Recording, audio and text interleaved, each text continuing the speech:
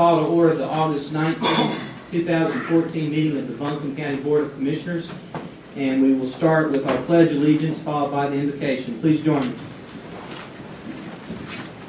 I pledge allegiance to the flag of the United States of America and to the republic for which it stands, one nation, under God, indivisible, with liberty and justice for all.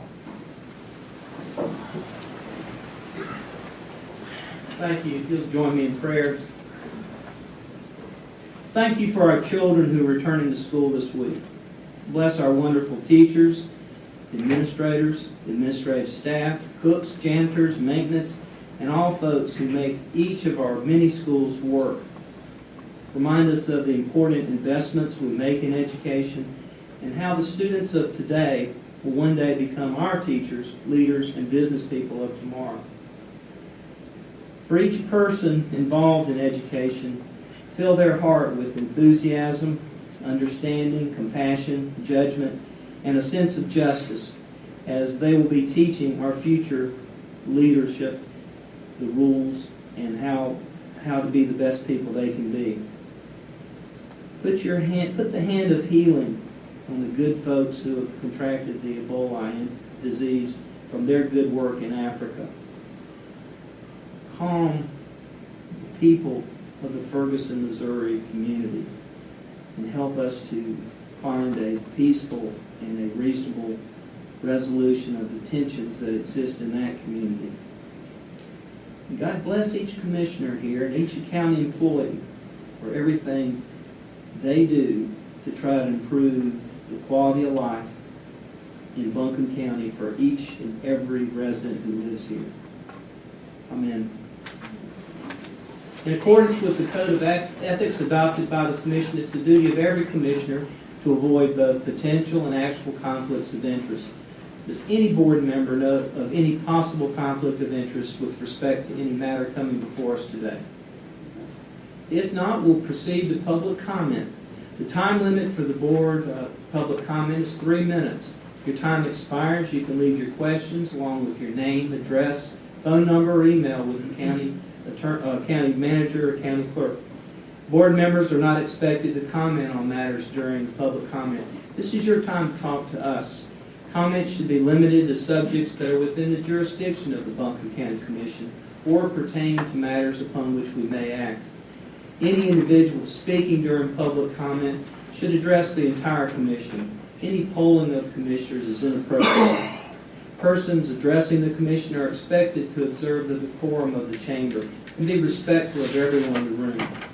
Any person who willfully interrupts, disturbs, or disrupts the session will be asked to leave the meeting. The board reserves the right to deny public address on any subject previously presented to the board. I'd like to recognize our sheriff here. Thank you for being here, Sheriff Duncan. And I will open the floor to public comment. I would ask again, as we mentioned in the pre-session, that any comments about the Pack Place funding to be held until we get to that matter, so it's close in time to when we discuss that issue. Mr. Yelton, and who wants to speak after Mr. Yelton? Next to Mr. McGee there. Mr. Savage, thank you.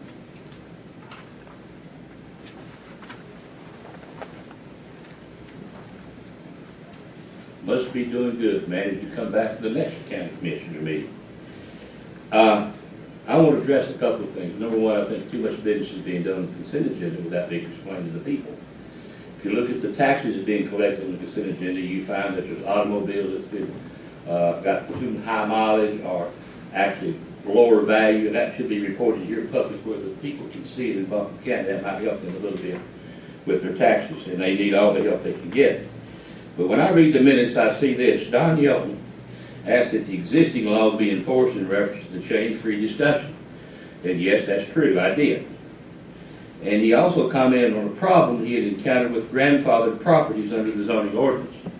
No, that does not cover what I said here. What I said here was very simple. First and foremost, when was the definition of grandfathered changed and by whom changed it? Do not mean grandfathered. What was the statutory authority to permit this change of a well-defined legal term. Third, when did the county commissioners adopt and approve this change to the definition of grandfather? Now, General Statute 132 says this: the keeper of the records is the person to provide the information. So this is not a question for Wanda Green. We've already had that debate. She is not the keeper of the records, and this is not extra work for her. So I will personally be delivering this to you, Chairman Gann, and also I will be delivering it to Wanda Green so she'll know what's going on, and a copy to the attorney, and a copy to the clerk of the board, because the first question is the clerk of the board's question. The second question goes to the attorney, and the third question goes to the clerk of the board, because she's the keeper of the record. So that's where it goes. And I would like to add, we are in trouble, David. You see a lot of hatred throughout this country, a lot of unrest. And I think a big part of it comes from no interaction between the elected officials and the public. We feel like we don't have any representation. When we ask questions in here and we ask for information, I have to come back and ask for it again. I just went through this with the school board this week. They said it was going to cost an exorbitant sum of money, and they're going to have to spend a lot of time going through computerized records and a lot of staff time to get a list of the solid waste treatment plants the county school system has. Now, we all know if it's going to take them a long time to do that, they don't know what's going on over there. So I did have a talk with Tony Baldwin. He said he thought he could get it real easy for the person that requested. But the General Statute 132 permits us to go to the state if they don't do it, and if we disagree with what the fee is. So public comment, public information is a very serious matter. So let's work on that to create more suggestions, David. We can do it even though we don't agree. All right, sir. Thank you, Mr. Young. Mr. Sadler? And who wants to speak after Mr. Sadler? Mr. Harwood. Good evening, County Commissioners. My name is Timothy Sadler, and I first want to commend Commissioner Gant for your sentiment on the tragedy in Ferguson. That's actually what brings me out tonight. I also want to take a moment to thank Sheriff Duncan for his leadership in the community. I recently attended a meeting with both Chief Anderson and Sheriff Duncan. I thought it was very constructive. Unfortunately, just days after that meeting, what happened in Missouri, is something that is still lingering out there in our country. And I'm here tonight to hopefully make a suggestion that would work towards Commissioner Gant's sentiment of pursuing a peaceful resolution. As many of you are aware, through Department of Defense their generosity, we've received armored cars, grenade launchers, assault rifles, and the community is not okay with that, particularly with what's going on in Missouri. There's a growing conversation about how the general public and law enforcement can coexist. And I'm here to submit that we have an opportunity to show leadership as a county and as a community and take those surplus goods and have them melted, smelted, turned into revenue for good social programs in our community. The Urban Leadership Institute, Asheville Green Opportunities are two prime examples. This is something that could become a movement of give peace a chance, and we have the opportunity to take that role of leadership. Thank you for your time. Thank you, Mr. Sadler. Yes, sir, Mr. Harwood. Who wants to speak after Mr. Harwood? Oh, Mr. Rice. I just received a letter from the county attorney, so I've not had a chance to read it in preparation for today. But Chairman Gant and members of the county commission, my name is Eddie Harwood. last Commissioners meeting, I presented a follow-up to the formal complaint on the Buncombe County Register of Deeds office closing. This closing was in violation of county policy, but more importantly, it broke North Carolina General Statute 161-8. Public documents revealed the Register of Deeds, Drew Reisinger, knew of the policy but chose to ignore it. If Mr. Reisinger had followed the law, this board would have come into open session to give permission for the closing of the Register of Deeds office. To the best of my knowledge, you did not do that. If you did, please provide minutes of that meeting. This misconduct cost the taxpayers more than $500,000 to rectify. Since then, additional public documents have been revealed, even more damage caused by the illegal actions of this individual. In a review of real estate transactions, multiple legal documents stamped in the tax office were unable to be properly recorded for days due to the Register of Deeds office closure. This review represents only real estate transactions and not other areas of documentation that must come through this official office. Taxpayers, business owners, and legal representatives could not complete necessary county business for several days. The Register of Deeds office has a state-mandated legal obligation to be in attendance at that office to perform this crucial service. He clearly failed to perform these duties by law. Not only has this misconduct betrayed the trust of the county employees, this illegal closing has damaged taxpayers and businesses which depend on the Register of Deeds but were unable to expedite legal transactions. This board has chosen to ignore their responsibilities to the taxpayers in favor of protecting a fellow elected official, overlooking his violations of ethics and law. However, there is recourse for the citizens with the self-serving officials. North Carolina General Statute 58-76-5 states any damaged party can file a claim on a bond.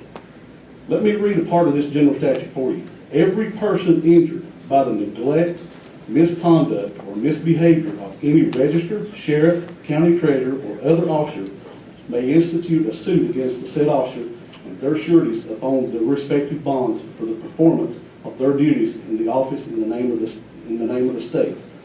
We, the taxpayers of Buncombe County, are in fact the injured party because we are the ones you have saddled with the payment of over $500,000 for the Register of Deeds misconduct. As a result, we, the people, are proceeding with filing a claim against Mr. Reisinger's bond unless you choose to do so first. I ask you, Mr. Chairman, and every commissioner, if you choose not to do the right thing by your fellow citizens, why do you choose to serve? And if you force the taxpayers to recover our hard-earned money, then why do we need you? Thank you. Your answers are in the letter. If you'll take time to read that, I think you'll get your answers. part of it, Dave, and I would think I'll be. That's fine. Yes, sir. Mr. Rice.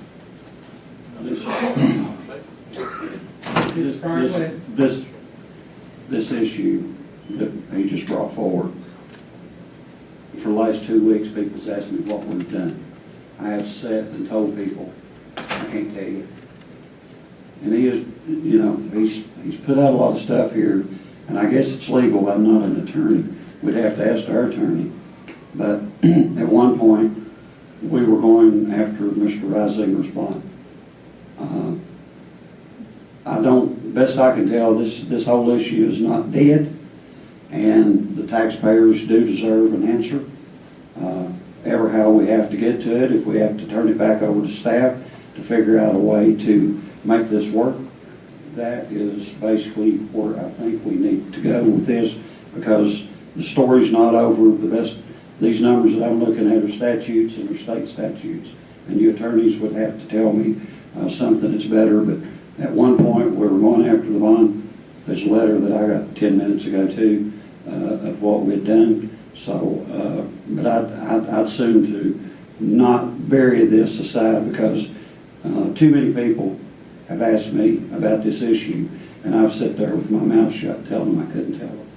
So I make a motion that we do something. I don't care what it is. This is public comment. That's out of order. Mr. Rice, go ahead. Thank you, Mr. Chairman, members of the board. Mr. Yelton does bring up a good point. That is, the minutes of your meeting on public comment certainly don't follow the law and say it's really what you said. If you look at what I said, you couldn't tell what I said.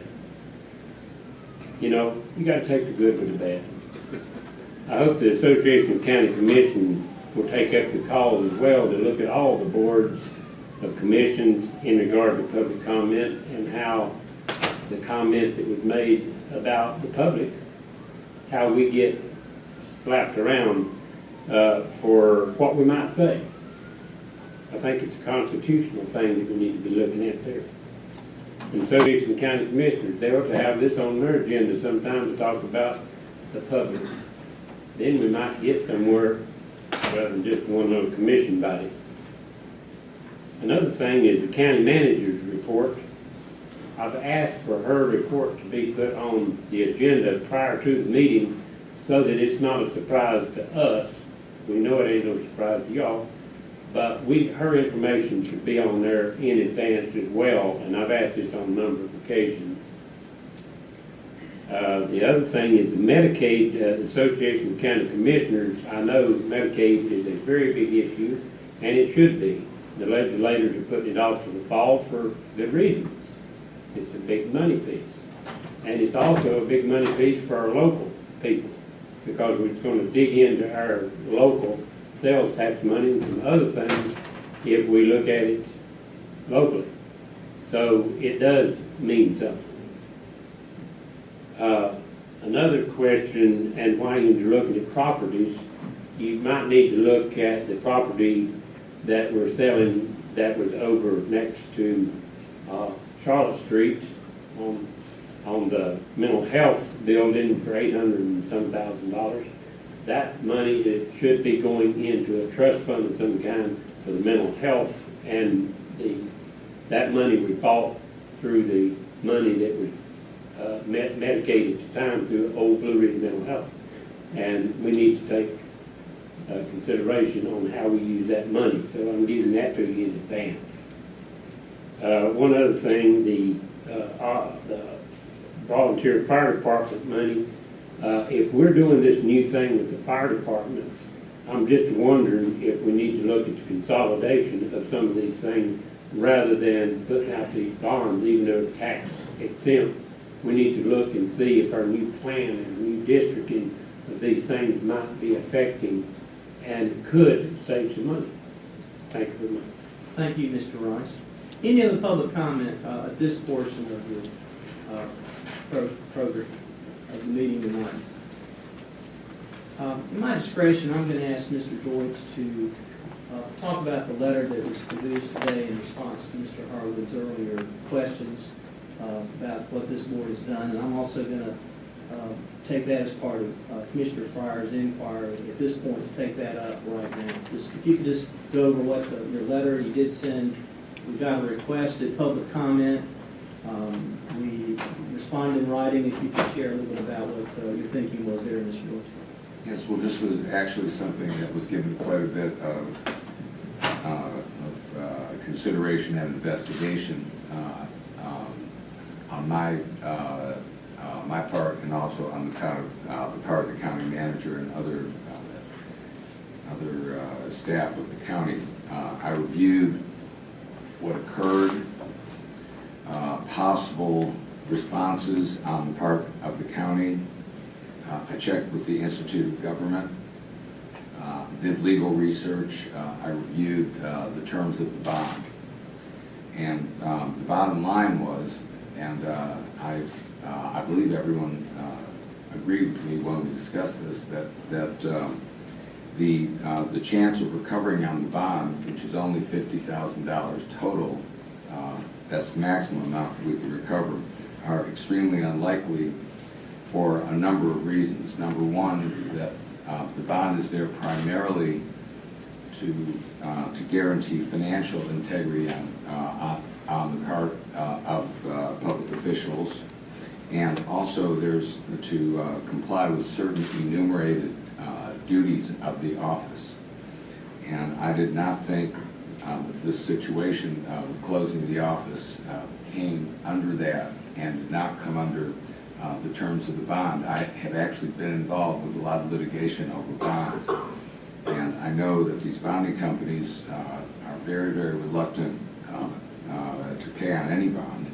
And when the county manager checked with them up front, she received that information that they would probably not pay, but if we wanted to submit a formal claim on the bond, if that was okay, they would give us a formal answer.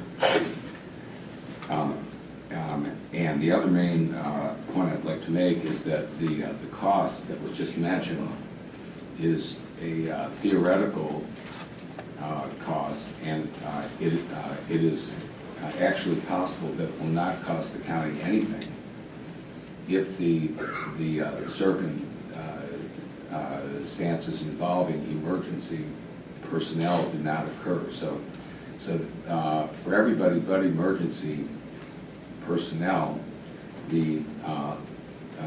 basically there would be no cost if someone took 13 additional hours of vacation.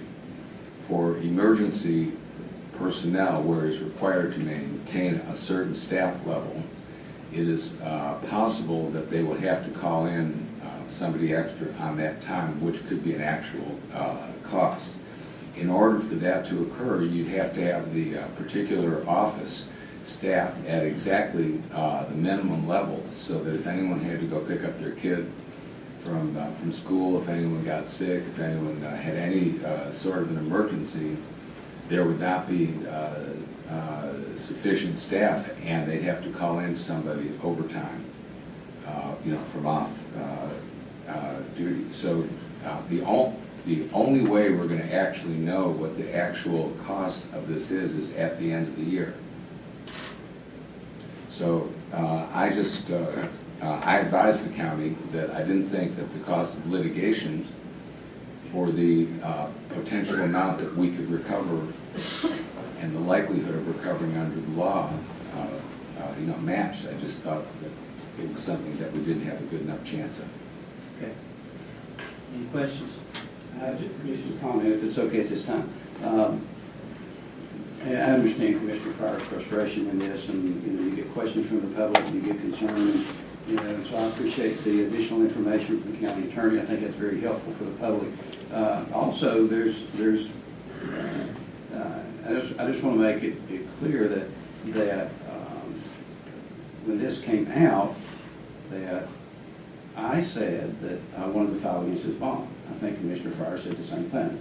And then there's been discussion since that time, and there's clarity that needs to be done. I too would like to wrap my head around that number and understand that, but I want to make sure that the public understands that there has been dialogue, there has been movement, there has been things being done, and it's some of this process is probably going to take a little bit longer than what people think, but I just wanted to. Okay. Any other comments, questions? If not, we'll proceed with the agenda. Is there a motion to follow the agenda, which, as we discussed, which removes the Fairview Volunteer Fire Department new business and adds public comments to the tax-based funding recommendation? The motion by Vice Chair Frost, the second by Commissioner Belcher. Is there any discussion? All those in favor of adopting the budget, which includes adopting the consent agenda as listed, say aye. Aye. All opposed, no. And we will proceed as we have published. Our first bit of good news is from Todd McGee. He is our North Carolina Association of County Commissioners and President of the National Association of County Information Officers, that will present an award to us, a national award. And Mr. McGee was just up here with the state convention, did a wonderful job emceeing many events for that, and we thank you for your service to both Buncombe County, the rest of North Carolina, and look forward to your presentation, Mr. McGee. Thank you, Chairman Gant. Good afternoon, fellow members of the Board of Commissioners, Dr. Green. It's my great pleasure to be here today to bring some good news to Buncombe County. As Chairman Gant said, I'm the president of the National Association of County Information Officers, and that is a nationwide group of the public information officers from counties and state associations around the country. And every year we have a contest where we ask our members to submit their best work.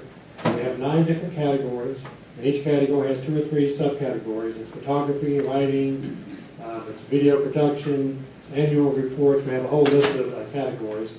We got more than 300 entries this year, about 350, which was a good number, a little bit higher than what we had been getting. And then we have these judged professionally. Each year we have an awards chairman. This year was Judy Brownlee in DeKalb County, Georgia. She arranged for some judges from down there Each category was sent to a different judge. Each judge then picked a best of class from each of their categories. So we had 9 best of class winners. Buncombe County's video, Forever Free, was the winner in the video category. So then we had the 9 best of class go into the competition for our best of show. And we did that a little bit differently this year. Normally, we have the judge pick that, but because we have different judges for each category, it's hard for one person to look at everything. So what we did this year was we allowed the membership to vote. So we posted all of the applications, the best of category entries online, asked our members to come and vote, and they voted for about a week, and it was votes from around the country. And I'm very pleased to report that Buncombe County's video, Forever Free, so not only won the best of category, was actually chosen as best of show for the entire competition. So that's best entry out of more than 300. That does deserve a round of applause. I'm here to present this framed certificate commemorating the award to Max Tainter and Cataldo Perone, who worked on the video. Kathy Hughes is also the Public Information Officer for Buncombe County, so she deserves a lot of the credit for picking and hiring these 2 young men. If y'all would indulge us to let me come back and get a photograph with these 2. And Chairman Gannon, if you'd like to come down, any members of the board, I'd also like to come down, that'd be great.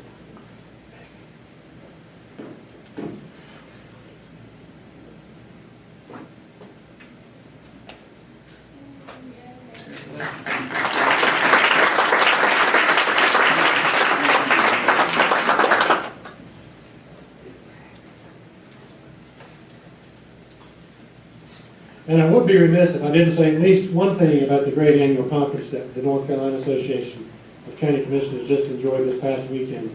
I just want to give a great big shout out to Dr. Green, to Kathy Hughes, to all the Buncombe County staff, Chairman Gant, even though he came and told an anti-NC State joke at the opening general session. It's all right. I can take it. He was getting me back for a Carolina joke that I told at the NACO conference. So that's even now. We're even now. But we did have a great conference. The weather was unbelievable. We appreciate y'all ordering that up for us. It was just unbelievable time. And I really want to thank the Buncombe County staff who put all the hours to volunteer and make sure that the conference was a success. So we look forward to coming back here again. Thank you. Yeah, I really wanted to just add, we are grateful for you recognizing the talent of our staff to put together that video, but we would be remiss to not acknowledge the content of that video, which is documenting the slave deeds in our Register of Deeds office, and Drew Reisinger, our Register of Deeds, drove that. It was his vision, it was his commitment, and consequently, it is one of the many things in our community that is really beginning some fantastic dialogue across races. And a part of our community feels recognized out of that office, and that's a new thing. And that significance cannot be understated, particularly in these last 7 to 9 days that we've experienced as a country. It's a small, it might look like a small thing, but it's a big deal. So your judges were very wise to see that talent, the artistic talent and the editing and all that went in behind it. But you have to have great content in order to rise to that level. And I'm very proud to live here in Buncombe County with the Register of Deeds with such dedication and forethought and vision, and I'd like to give him a round of applause.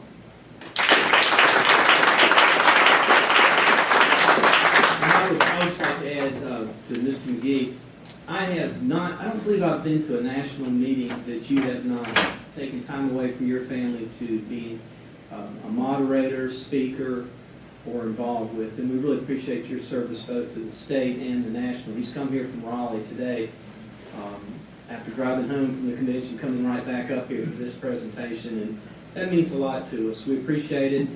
And finally, to our award winners, this follows up on your website. We were national winners in the best website in the country, any size city, a couple of years ago. And we're real proud of you, Max, and we appreciate it. We really appreciate what you do for us. Thank you. Any other comments? Okay, well, thank you. You can get back on the road. Thank you for being up here, Todd. We really do appreciate your service. Chairman, just one quick comment about the convention. Sir? You know, we did have around 400 commissioners here from all over the state, and you know, a lot of their families come, their family members come. The seminars were great. The time spent, you know, collaborating with people from all over the state was wonderful. Most of the commissioners were there at some point in time, and I know, I'm sure those people spent a whole lot of money in Buncombe County, and we would be remiss in not saying thank you for putting us on the list and put us back on the list to come back again. Enjoyed having all of them here. All right, Todd and Max, thank you again. And Mr. McGee, thank you. We also won 7 other awards for videos: Buncombe Life Heart Health, Council on Aging Public Service Announcement, Tip and Toss Public Service Announcement, and Smart Justice, and photography for 911 Remembrance Ceremony, and our Facebook page. So a total of how many awards? 8 total words on the information. So let's give these folks a hand again.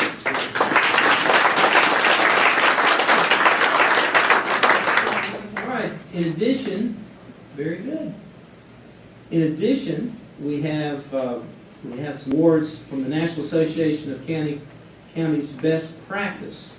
We have Mr. Sweezy with the Sheriff's Department will tell us about the Cops Award for Best Practice, the Best Practice for Cops Award, if you'll come up. And Sheriff Duncan's here. And then we'll have another presentation after that.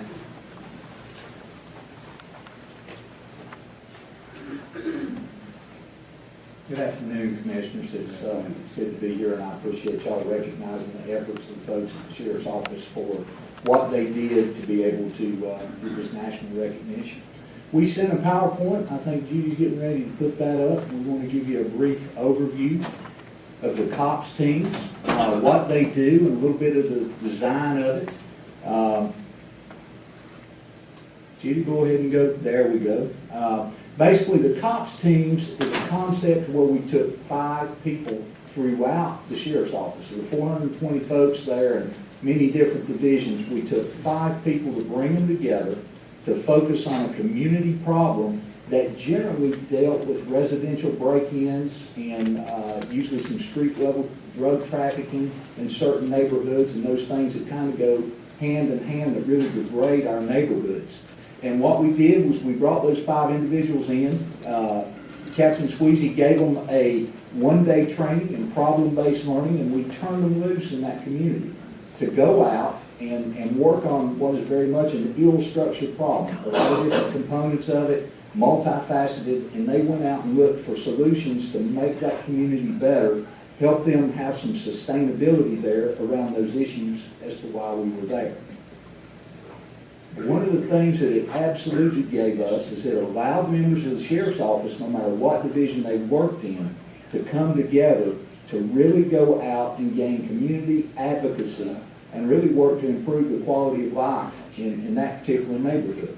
And it gave those individuals the opportunity to kind of see the big picture of the Sheriff's Office, what we're really all about in delivering service. If you look what the 18 teams have done, and we are in our 18th COPS team right now. The current team is working out in Leicester. Thank goodness that we haven't had an upsurge in residential B&Es, and I'm going to say the good part of that for the very last. But you can see some of the things that the COPS teams accomplished. They had 31 community meetings, which going out and getting input from the community where we need to put our resources was tremendously important. It lets us better focus and come out with better results. You can see many of the things they did. 350 saturation patrols in these communities, 56 checking stations.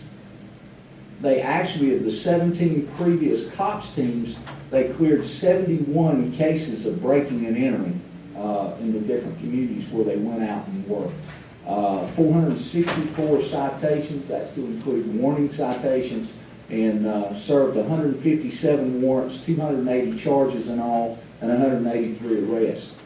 And the great thing about it, because we involve the community, we go out and we start everything with a community meeting, and we end that 30 days by going back and giving them a report on what's been accomplished. The community really felt a part of this, and unlike some other situations, they didn't feel like police were there or law enforcement was there just to do to them. They felt part of the solution and got to participate in the sustainability of those efforts. Next slide. A couple of things that weren't really focused externally from the sheriff's office is we had one of the COPS teams focus on getting together our sheriff's executive reserve volunteers, or our SERVE program. That was something that was initiated from a COPS team effort that we have serving today, and we have 12 of those volunteers currently working out serving the public for no cost to the public. We had a wellness committee that met, and much of their suggestions went on to our county manager and assistant county manager, which kind of got folded into the Buncombe County FIT, which has been something that has benefited all the employees here in Buncombe County that we're trying to take care of and keep actively involved in their jobs. They also, one of the COPS teams looked at SharePoint, and that's a Microsoft program that we're beginning to use now to better share information and keep our officers filled in throughout the agency on things that are going on. We appreciate that award very much, and like I say, it really helped us gel as the sheriff's office to where everybody sees the big picture of what we're supposed to be doing. And I thank you folks for giving us the opportunity to present. Thank you, Sheriff Captain. These are national, again, not state awards. They're pretty high level. We're mighty proud. Sheriff, thank you, Captain. Next, we have Lisa Evie with the Health and Human Services to tell us about two other best practice awards we have received for community threat assessment and diversity. And I'd ask one commissioner want to go present these. Watch out for two go down there. Good.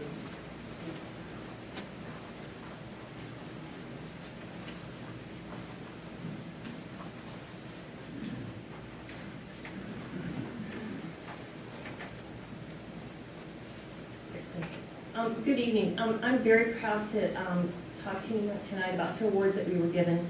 I'm most proud because these are awards, again, that are interagency awards and really are unique in the sense that we take our role and responsibility as county government seriously and understand that we have a unique position as being an anchor institution to really bring about collaboration and partnerships in ways that other agencies or organizations might not be able to do in the community. So the first one that we did is the Community Safety and Security Team. And this was a partnership with the Sheriff's Department, with Health and Human Services, with Rebecca Knight, who was very instrumental in researching the law and helping us get a partnership together across agencies. We have Veteran Services involved, we have Mission Health involved, we have AB Tech involved, KWA's here as well. We have University of North Carolina at Asheville. You can see it's a big community project. And the goal of that project is to really ensure that we're doing our best to get information that can help us assess safety and risk in our community, and then act in a way that can proactively meet the needs of people who are of concern and also meet the needs of the community and the safety concerns of the community. This group arose out of much of the concern that was happening to us nationally after Sandy Hook and Aurora and some of the other shootings that occurred. But it was also at a local level when we saw the increase in domestic violence that we had, as well as when we looked at Health and Human Services and the kind of cases that our social workers were dealing with, and the increased violence and the increased risk and the increased threats that were also happening to our staff. And so this premise of this group is that we together, by working in a coordinated fashion, can really create a distilled image of what risk is, and then find ways to really help and address that in a proactive way that meets the needs of those that might need mental health services, might need supports about housing, and help them as well as help the community members. I'm going to let Sheriff Duncan speak a little bit if you have anything you want to add to that, because it has truly been a partnership between all of these people. I think you covered it very well. One of the things that we did was we kind of took that same process that we take with the COPS team and also that we took with putting our school safety plan together to kind of be proactive and not wait for the crisis to completely unfold. And we're using it based on best practice, using tools that the FBI has developed as well that really create a structured process for assessment and gathering information, which is also really helpful. So we did get the award for that. Angie or Judge Knight, do you want to say any words? We all appreciate your contribution. Judge Knight? Thank you.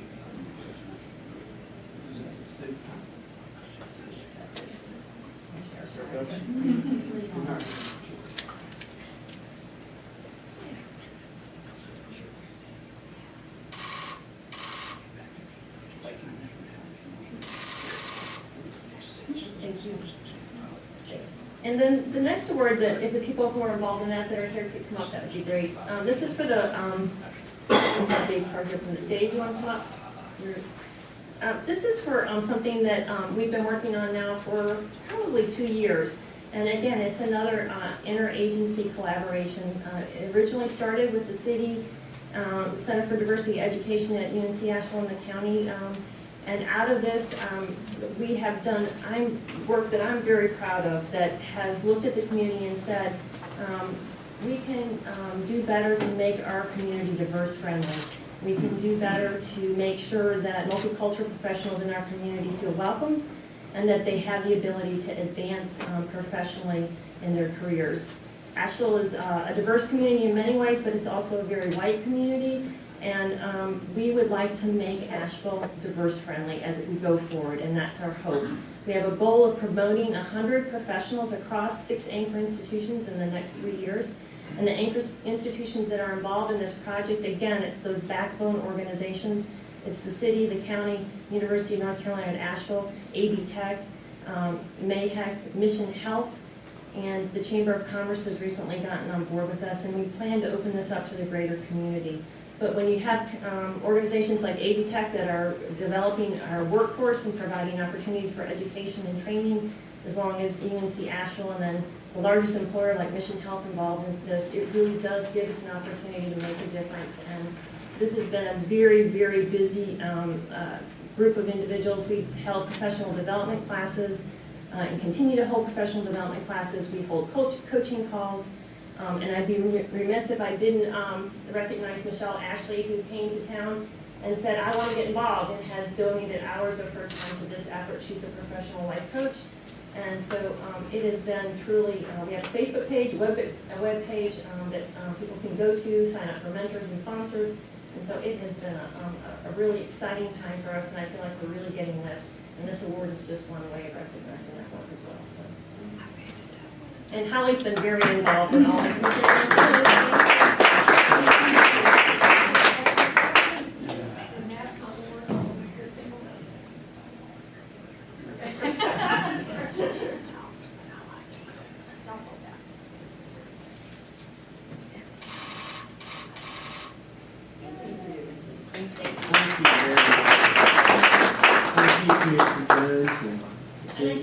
Commissioner Jones has been very active in this. She's been to almost every social and almost every one of the meetings as well, so I appreciate her.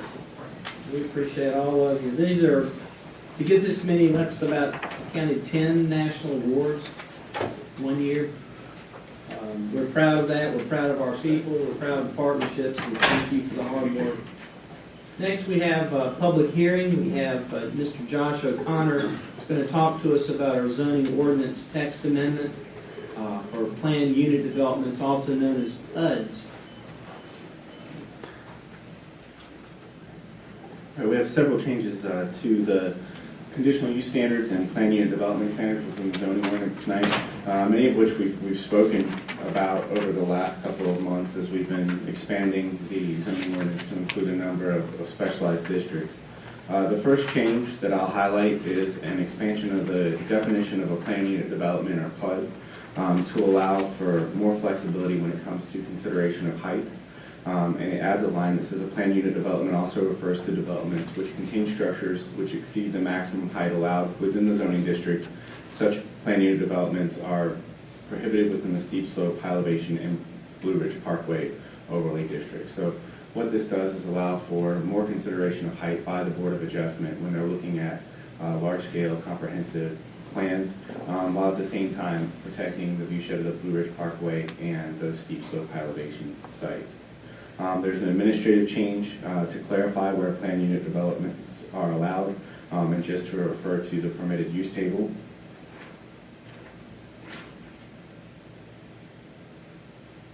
And there's also a provision that allows the Board of Adjustment some flexibility when considering mixed-use developments to allow uses which may not be allowed by right as part of the conditional use process. When it comes to height limitations, rather than going the route that they would need to go now and apply for a variance, it allows them to ask for additional height as part of their plan use unit development and conditional use permit applications.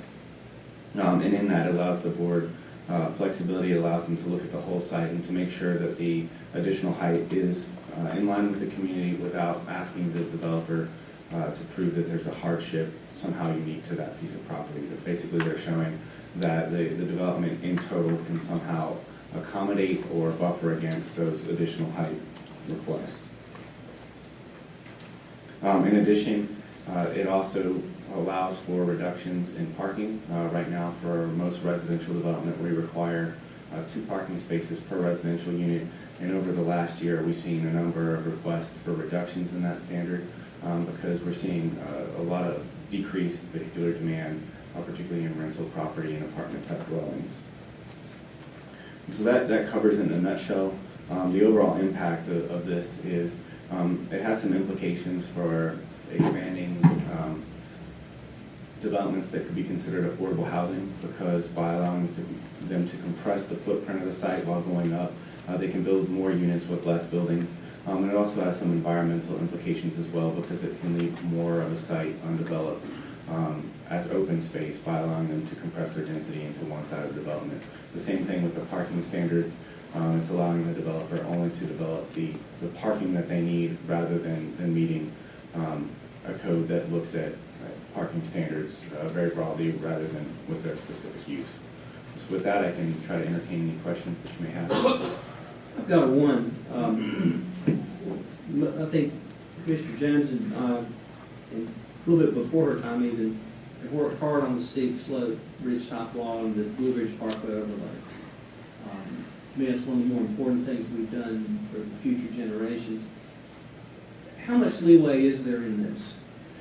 This wouldn't I apply. understand when people have it tight where we want them, that they ought to be able to build up. I get that, and I think that's good for affordable housing. I think that's good. But I also think it's critical for us to maintain and be good stewards of the natural beauty we have, and that's why we pass these laws. So tell me how you balance that in this amendment. This particular proposal, what it does is it makes the property outside of those 2 overlays more developable, so it kind of pushes development pressure away from those 2 overlays. It doesn't allow for height variation or the plan unit development height increases in either the steep slope, high elevation, or Blue Ridge Parkway overlay districts. So no net change there. We would expect that a developer proposing additional height beyond what's allowed by default in the zoning district would show how they're buffering against that or making sure that there's viewshed protection for the surrounding community. And is the buffering or the view shed part of the mandatory considerations when these as of right changes are made outside the district? Yeah, it would be something that they would present in their total application package. Typically, what I believe we're going to see is the sites that we're looking at for these types of height increases are going to be rather expansive. So they're going to provide their own buffering by having 1,000-acre tracts. And there are other ways to do it, buffering against terrain.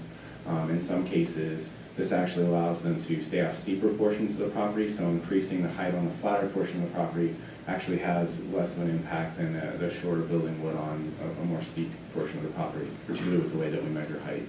So would you feel comfortable in summarizing it that this does not take away from our work on the steep slope on the Blue Ridge Parkway, but gives more flexibility where outside those places where it's still not going to impact the intent of those 2 ordinances? Correct. The way that we look at it, with the way that we design the land use plan, is to look at the most developable land in Buncombe County where it was flatter, next to infrastructure, next to transportation corridors, and try to give incentives for developing that over developing more rural properties or properties that were steeper and more encumbered.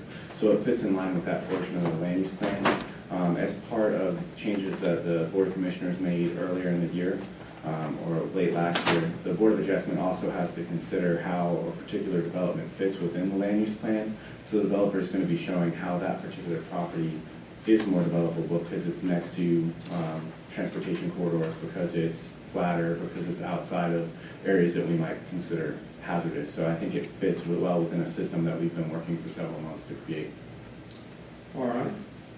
Any other questions for Mr. O'Connor before we have our public hearing?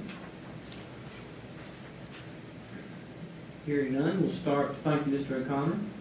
We'll start our public hearing on this proposed amendment to the zoning ordinance plan unit developments at 523.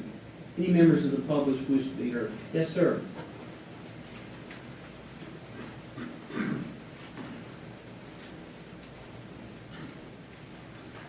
Good evening, Mr. Chairman, members of the board. I am Mike Reisman. I'm the Deputy Executive Director of the Asheville Regional Airport. While the action in front of you is by no way specific to the airport, I really just kind of wanted to simply point out that this board obviously has taken some action in recent weeks and months to establish new zoning classification and bring the airport into that new zoning classification to establish certain efficiencies, and obviously as with the zoning approval of the county now over the airport for the last few years. This particular action certainly provides for some efficiencies and for some streamlining of the type of future development that's potentially expected on the airport. The airport staff therefore supports the text amendments, and more specifically some of the height limitation stuff and some of the, and to a lesser degree, some of the parking text amendments would certainly be beneficial as we look at the possibility and some of the future development activities that we expect to take place on the airport in the future. Again, with that, we support it, and that's all I have to add, and thank you. Thank you, Mike. Thanks for your good work at the airport. Big expansion, big news out there. We appreciate you giving us a better and better airport. Any other members of the public wish to be heard on the zoning text amendment? Mr. Rice? Anybody want to speak after Mr. Rice on this amendment?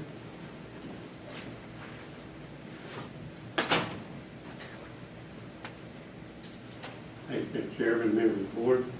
You know, people look at me, people look at others, think they're the ugliest thing in the world. What's that got to do with this? You know, we're all about protecting the view from the parkway. We're all about beauty because we've got tourists. You know, it don't matter whether they think I'm ugly or pretty, but as long as I'm a good person, I contribute and I do good, I think that ought to be the consideration in the zoning ordinance. Now, I'm bringing this up because I've witnessed a lot of building, but along the corridors, it's getting less and less, and the height is going to have to go up according to some. Because land, you know, the rich people got the land, and they ain't going to turn loose of it. But my point is that the building of the height is also getting into the lower part of the property, and you're having to fill in, build up, and you better consider the flooding and how that is going to impact these high rises and how the build up of property is affecting the property beside it.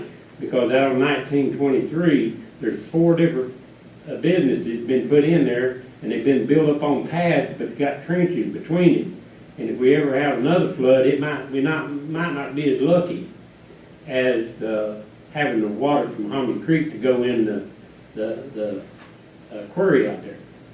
Because if it didn't go in that quarry, it would have wiped out the Inca property.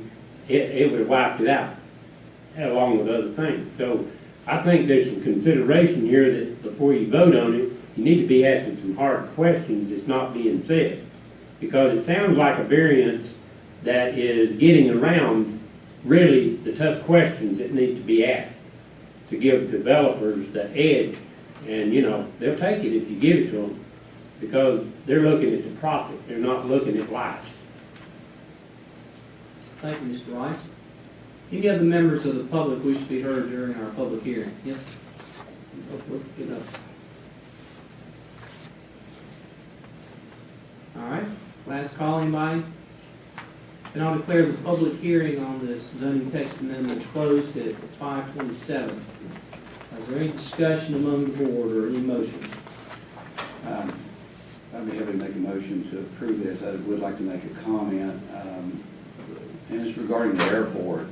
You know, when they broke out into the you know, as they're trying to streamline this and make it, the word's not, I don't think the word easier is the word to use, but I think to make it better for the public as well as for businesses and the airport.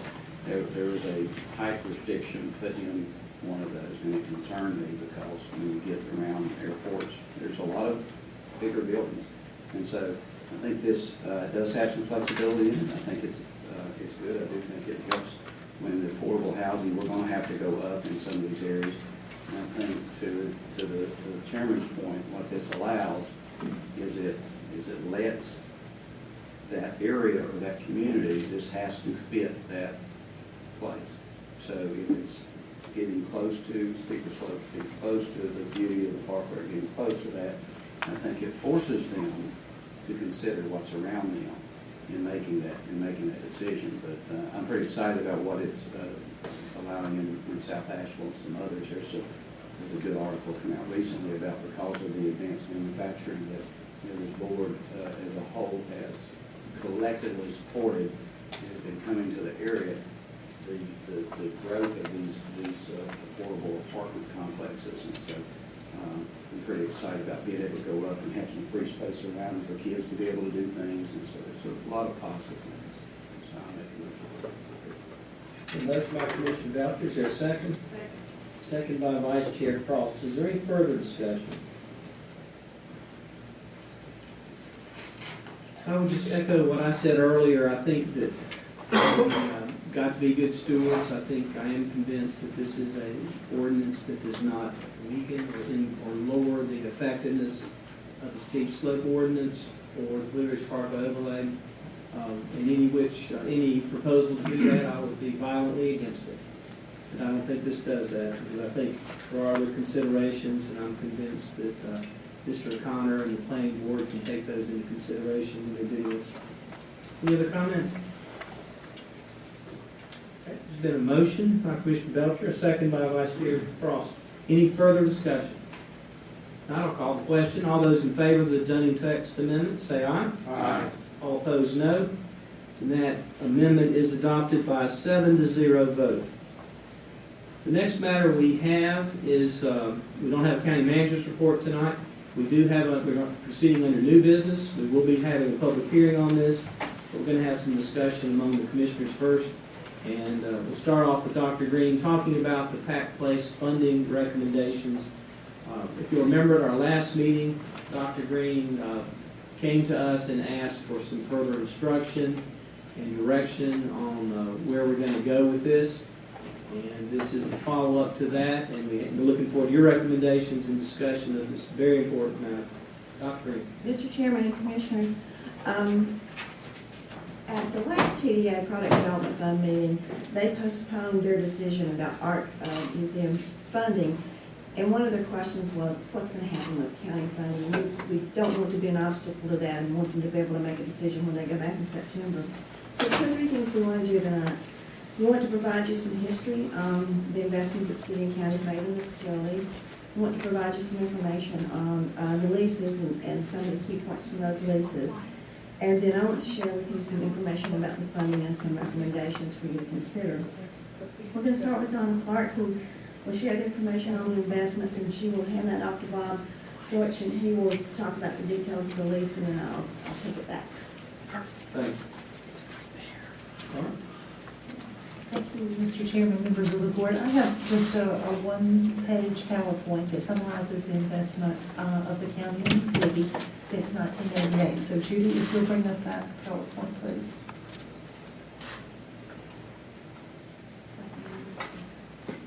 So you can see we went back to 1988 and estimated the investment of the county as well as the city. And since that time, the county has invested over $9.5 million. The city has invested a little over $7.1 million. And I'd be happy to answer any questions. Most of the city's investment was for debt for the facility. It was principal and interest paid over time, and that was paid off in 2008. And since then, they have replaced a chiller, which you can see in 2011. So since 2008, there's been one payment of $284,000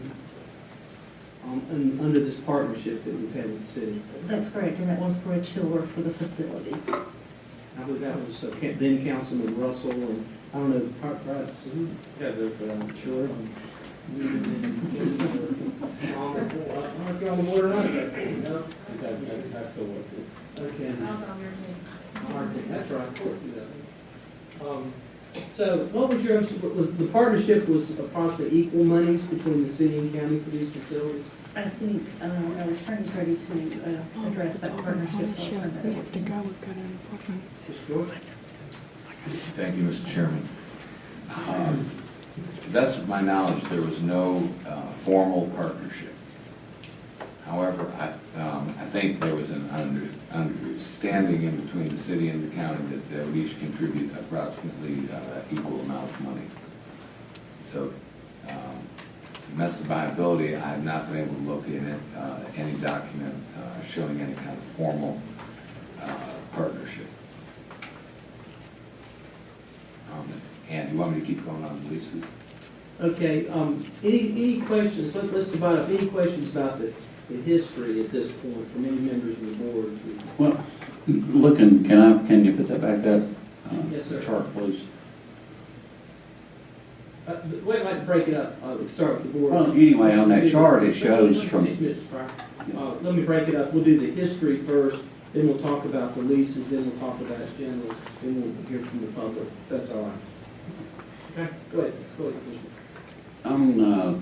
If it's up there, when I was looking at 2008 until, now, from 98 to 2008, the numbers, are pretty close between both entities.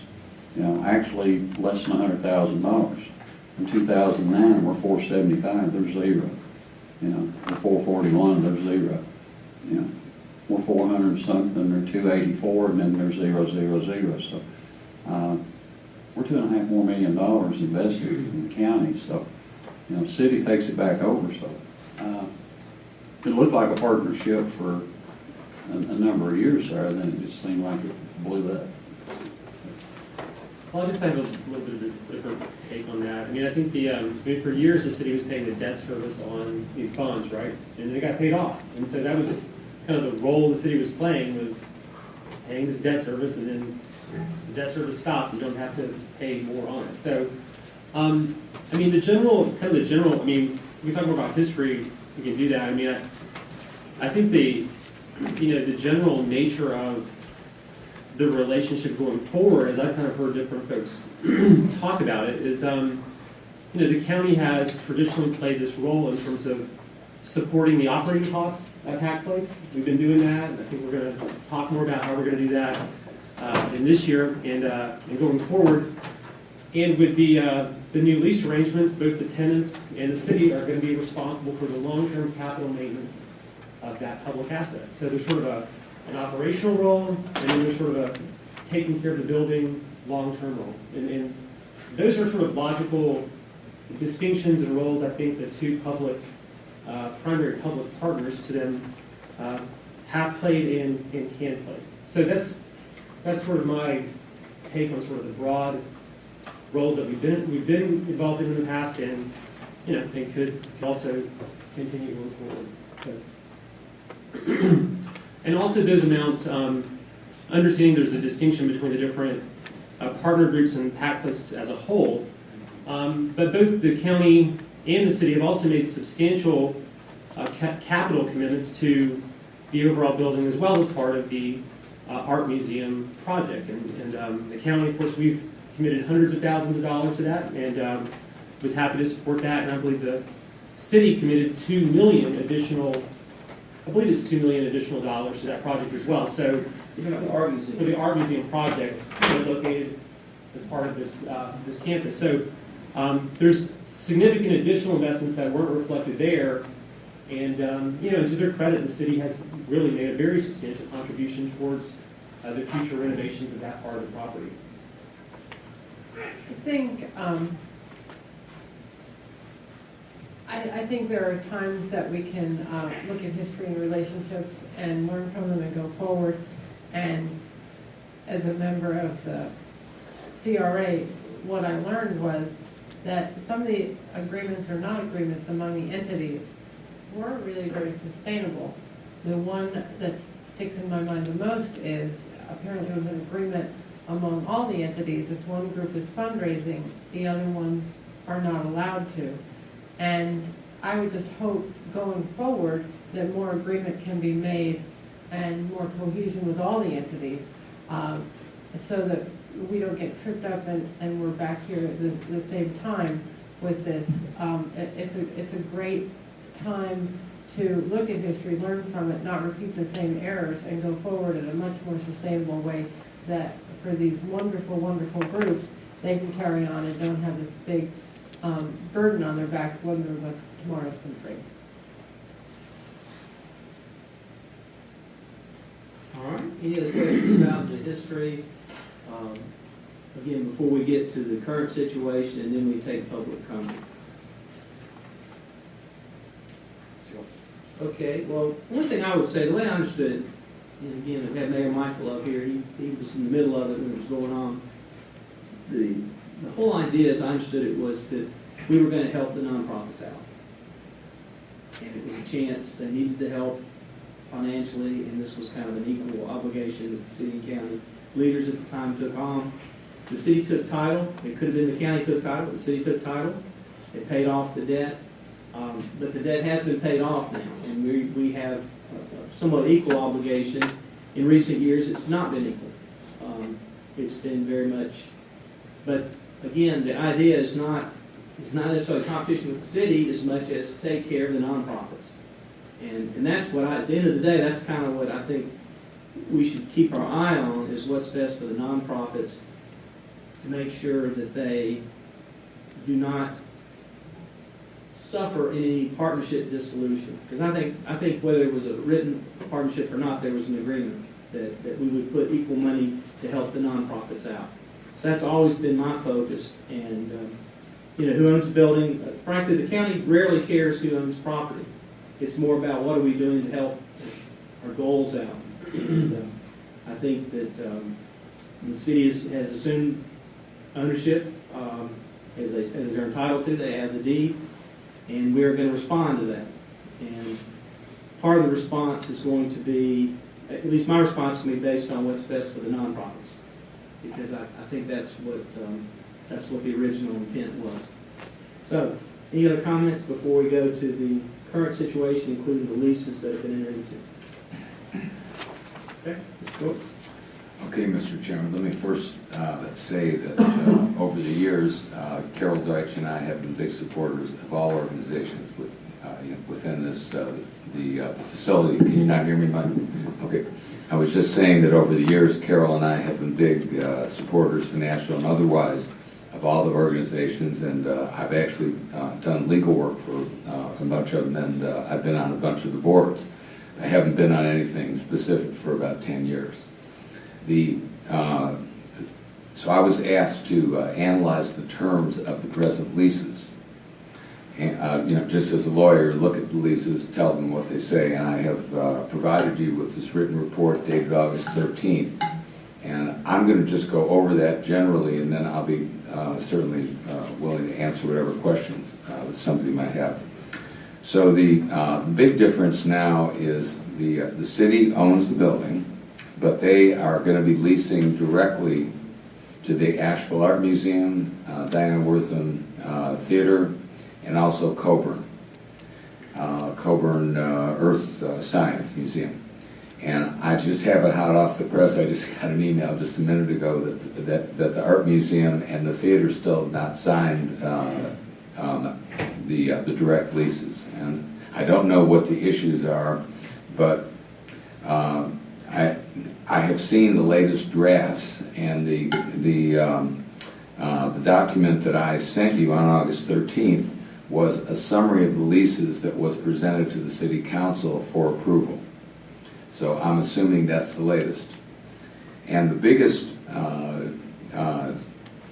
thing in there that I see, just to summarize, is that you now have kind of a sinking fund which the tenants are obligated to contribute to for capital maintenance.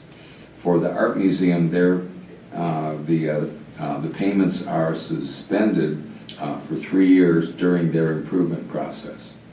But the art museum, the payment on an annual basis goes from $21,000 up to $38,000. For the theater, it goes from $15,000 up to $27,000. Is it any of that deferred? For the theater, no. I don't believe so.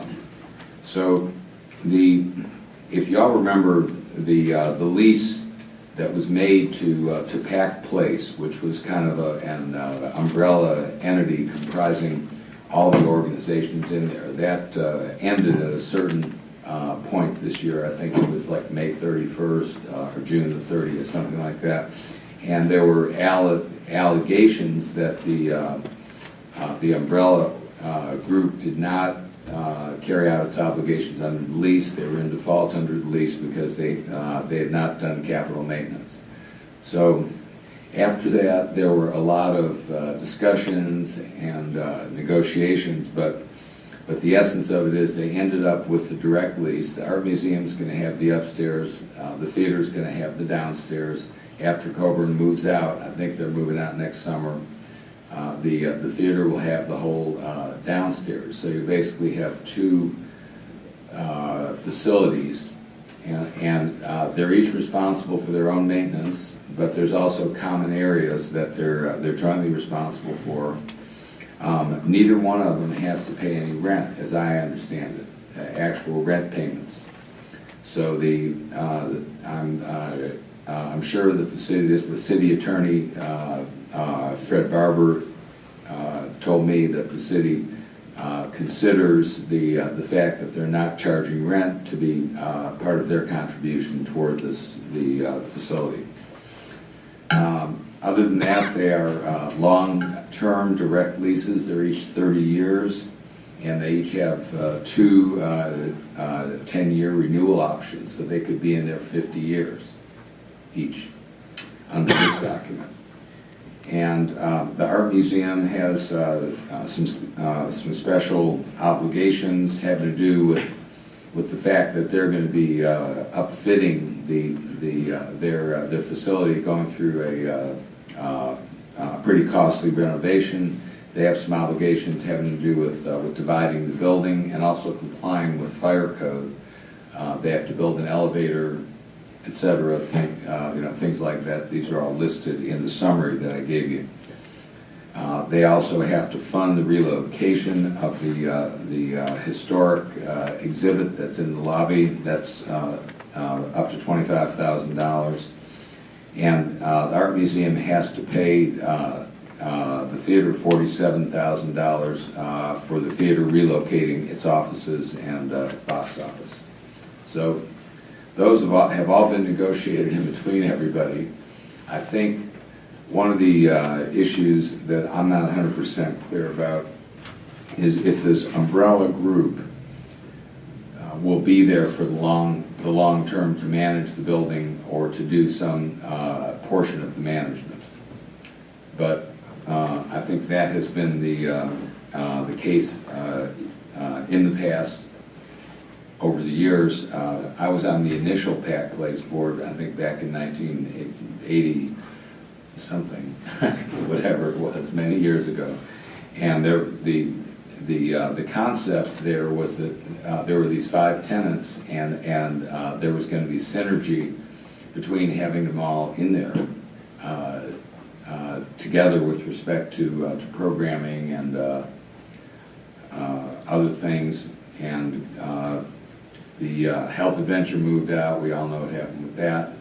The Art Museum wanted to and needed to expand to carry out its mission. The theater has been very, very successful, and they want a larger space, so they're going to move over just a little bit. And they now have these direct leases. So I think that will conclude my summary. I'll be happy to answer anybody's question. So your understanding of the current arrangement is that the city will not be directly contributing, but providing free rent for the tenants of the building as part of their contribution. Well, yes, and the city will be paying for part of the capital maintenance. Okay. As I understand it, the amounts that are identified as the required contributions from the partners, when you look at the whole life cycle of a public facility like this, I think it's great that there will be taking some responsibility for that, but that the long-term estimated maintenance costs for the public facility are significantly greater than this. So this represents a fairly an important, but I believe a minority percentage of the long-term estimated maintenance costs for the facility, so that the majority of the long-term capital maintenance costs for this facility will be directly coming from the city. So with this arrangement, does the city sublimate the role of tax place for them? Does the city take that place? I think so in terms of the maintenance. I also think that the umbrella group used to do maybe some joint programming or some joint fundraising or some joint consultation among the partners, and I'm not certain that the city's going to be doing that. I would agree with what Commissioner Newman said about the city will be contributing substantial funds for long-term capital maintenance. I thought I saw in the paper where the city, that like Diane Wortham and them, it's like they're, far as maintenance, they're contributing to the city like $139,000, maybe my numbers are totally off. Both of them are contributing to the upkeep of the properties. They may get the rent free, but they're actually putting money back into it. I think that if you add up the amount that's on Exhibit C in the lease for what the organization or the tenant is required to pay into the reserve fund, I think it's approximately that amount. So money is going into a sinking fund for the Art Museum and Diane Wortham, right? Yes, but the Art Museum does not have to pay for 3 years while they're upfitting. Okay. And I'm not sure if they're going to be adding that on at the end of that time, or if they're just relieved from that obligation. It's not 100% clear from the lease. Okay, so the city takes over, is taking over those buildings, assuming the landlord position, having leases. And so if there's additional funds, then it stands to reason that if that sinking fund is not enough, because that's just an estimate, if that sinking fund is not enough, then the city would be called upon to do X, Y, or Z for Yes. that building. That is the likely scenario if you kind of look at the extent of the building and the age of the building and the needs of the building, and you do the math, the city will be responsible to take care of that very public, very important asset, and absolutely must do that. But that's how that will roll out in the future. Everybody knows when, we don't know when. Sometimes you can plan, sometimes you can't. So the lease is, in a way, making everybody have more of an active role in that property, would you say? Yes, and also it's something I did not. Yes, and also something that I did not tell you, that I want to, is that the lease provides that the funding of the capital maintenance sinking fund will be reevaluated every 5 years. So they have to renegotiate it, I think, either based on experience or, some evaluation of the building or some kind of maintenance plan. It says based on the conditions existing at the time of the reevaluation. Is there any cap on that? On the Renovations that can be, the additional renovation cost to these two tenants that can be every 5 years, is there any cap that we're not going to go above a certain amount because it might crush you? No, it just says that if they do not change it, that the funding levels stay as for the first 5 years. The other thing is that there's an arbitration provision in there if they're not able to agree. So they have to have an arbitration.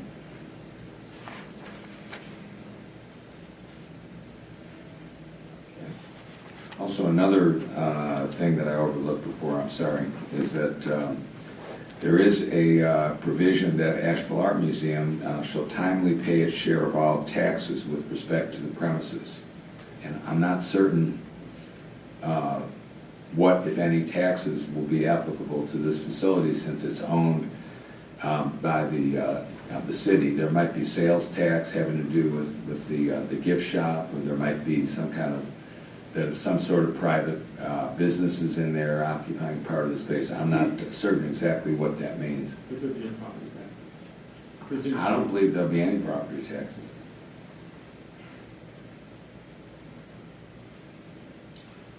All righty. Any other questions about the current situation? Any comments before we're going to take some, not a public hearing, but we're going to take some public comment?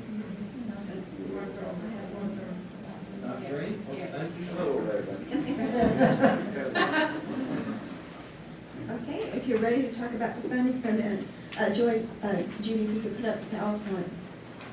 I want to just give you a little bit of history and where we are and how things have come to be in fiscal year 2015.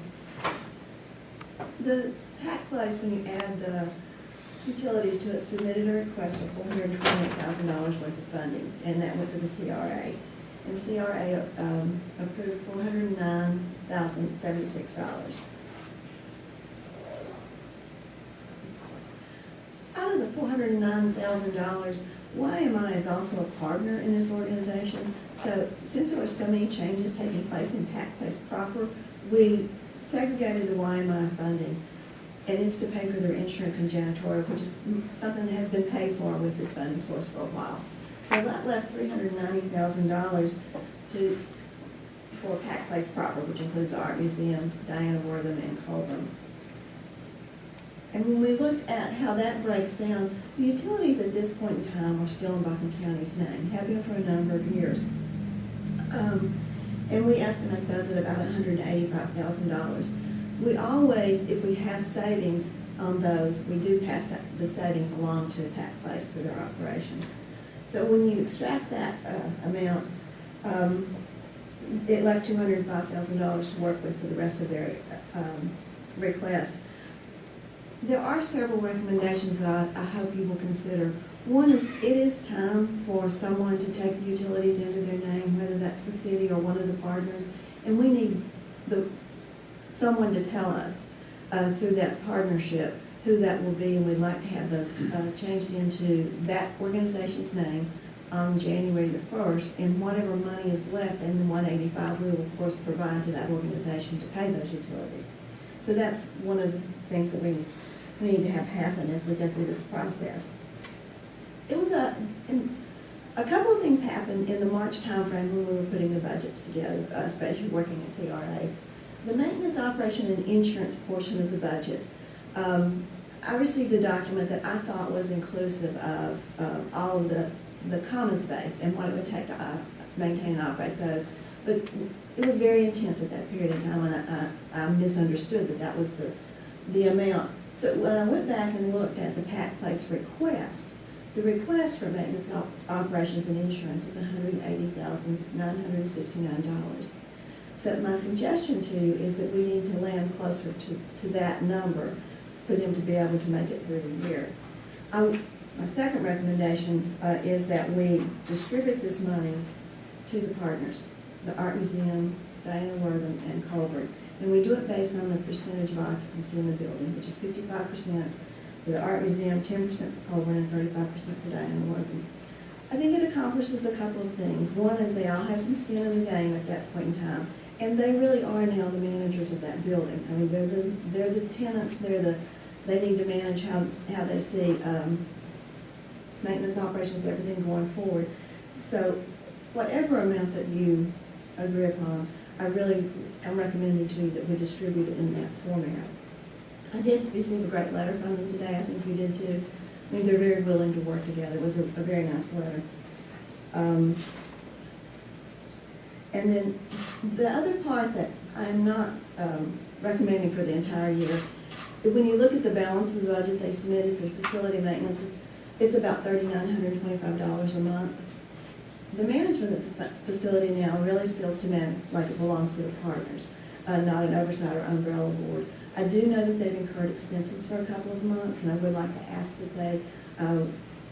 that you help me request from them they provide us a detailed invoice for those expenses for the last 2 months, and then that we cease our payment on that portion of the request. What that does for us is it gives us an overall savings of $16,257. And I would just ask that you set that aside as a reserve in case you see a need for it as the year continues. But overall, between the savings and the reduction in what we provided them from their request, it's about a $35,000 difference. What they wanted and what they would get from one period to the other. There's many pieces in all of this. A recommendation on changing the power, a recommendation on how we would distribute the funds, and then the big decision that how much will we provide them. I think we back this up. Sorry, it's actually showing on this side. Come on this side just a second. I had it so you can see it. I do think they need the $180,000 in order to transition through the year. I think it's a big time. I think a lot's been going on. It is what they requested. It just does not fund facility management. It funds maintenance operations and insurance. I'm happy to answer any questions. We've been through these numbers a lot of different ways. We've looked at them, talked with the partners, had a lot of feedback in the last couple of days. So I can answer any questions that you have about any of the information that we brought to you tonight. I think probably since last January, Pack Place, I don't know that there's not been a day that Pack Place has not come to my mind. And it's with very mixed emotions, because a lot of people created this wonderful, wonderful entity and created it to be where we are now. But I think it would be the best move going forward is I'd like to make a motion to fund $180,969 and disperse it in that ratio that you had suggested, and to add to that to change utilities. Okay, so your motion, let me make sure we have this. Your motion is to take the amount that Cultural Recreation, the CR Authority recommended, and pull out the management fee Yes. of 39, right at 48,000 a year, something like that. And I am recommending that we pay the July and August portion of that because they've already incurred those expenses. Okay, pay for what's already been incurred, and then go with the rest of it and disperse it to the parties other than utilities. Is that Correct. okay? Question. Yes, sir. So we're dealing with 3 different things here. So what does this cover? So we're dealing with power, we're dealing with distribution of funds, and then we're dealing with how we provide in the future. So is this dealing with the first 2? I think that deals with all the motions that we need to change utilities, to set an amount of funding, and distribute it based on a specific method, and then to pay the management fee for 2 months. I think that's what I heard. That's what I asked. I think, Mr. Butler, we've approved a budget that included it in there for the whole amount. I think your motion is basically the management fee comes out, and then we follow recommendations of the county manager as far as getting utilities in another name, paying the Pack Place Board back for the expenses they've already incurred, YMI 19,000, and then we're basically 16,000 less than we had at the beginning. And the YMI you've dealt with when you actually adopted the budget, so that's separate, that was just information. Okay, is that ain't no, Commissioner Elder. There's that provides an end date so that at that point in time, as Chairman and others have mentioned about how we all feel about, these different entities. Some at higher levels than others. And, but in very caring fashion going forward, these will be dealt with, just as a point of information, if I'm not correct. When we do community funding grants, when we do, whatever they're called, contracts, or, the people will have an opportunity to come and raise money in whatever method they choose to at that point in time. Yes, this deals with 2015. If they wanted funding in future years, they'd have to apply for it, just like what they have in the past. So the end date's January 1 is when the check's written, but it's basically through the end of the year, right? Yes, sir. Okay, so, and that's included in the language, right? It is. Okay. The January 1st date is just utilities. Commissioner James. So I think we've covered the big things in this motion, the utilities, the 180,976, whatever it is, and the 2 months of facility management to kind of make the past expenses whole. And I was just wondering if I could put in a friendly amendment about, in terms of the dispersant, that the square footage is the fallback, but if all three partners can come to have a different approach, and they're all on the same page, and they come to us together, that would be the way we would disperse it. If that's not possible, we do it with square foot, but we give this partnership an opportunity. If they're, I know there's a lot of good conversations with management entities, and they're working together, so if that, we could have that flexibility and that amendment, okay. Okay, so you've made a motion, you've accepted a friendly amendment, so I'm taking that's a second. Okay, so, all right, is that right procedurally? Going base here? Okay, all right, there's been a motion and a second. Is there any, before we hear from the public, is there any questions about what has been proposed here in this motion and this recommendation? I have one question. Yes, sir. Dr. Green, in terms of the utility cost for the facility, how long does the county pay, the cost that we currently pay directly, how long have we been doing that? Oh, quite a while. Quite a while. Actually, we started it like 2006 or 2007. It was prior to Donna's first numbers in there. So could you just share a few more thoughts about, we're gonna talk about, what we're committing to for this current budget year, but obviously, I think part of this is relevant to, what do we want to do going forward, as well, kind of laying the foundation for that. So, if the county is going to continue to have a role in terms of providing annual operating support for kind of the core functions of, keeping the doors open and that are needed for Pack Place. What are your thoughts about why you would recommend that we not? Because maybe utilities continue to be a part of this, whether it's in our name or in someone else's name. There's going to be this financial need to heat and cool and keep clean this building. So if that's something that we may be very well continuing to play a financial role in, then is there not some logic to just keeping that in our name, or what's your reasons for recommending that it be in a different entity's name? The biggest reason, I think, is when you get the bill, you're a little more conscious about how you use the utilities. I disagree with that. And is that the primary reason for this? And I know in real estate management, that's always, it's good for utilities to belong to tenants in a certain sense. So you do kind of feel that you own it, you want to make that number as small as possible. But I guess I just don't want to send a signal that, although we want to encourage conservation orientation with utilities, that we are necessarily saying this is the last time that we ever, contribute towards helping take care of that piece of the operations. I mean, if we do that, let's make a deliberate decision to do that, but I don't want to kind of send a backdoor signal that we're not going to help in that way going forward by shifting it to someone else's name and then saying, hey, that's no longer part of what we would consider helping with. Yeah, my major reason is that the ability to conserve, and I do think when the renovations start, there'll be even greater ability to conserve once the art museum is renovated.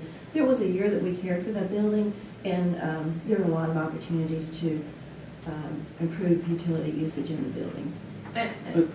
And I feel pretty strongly about the utilities, because I think for someone in Barnersville, for someone in Sandy Mush, I think the level of transparency is much clearer. If we decide we're going to fund this much money, then that's what we do. But as you said, to me, the utilities is very murky, and I think it's better to, and next year we can decide what, but in no way am I saying I don't want to contribute more, but I think it's just for transparency, I think it's much better to get them out of the county's name.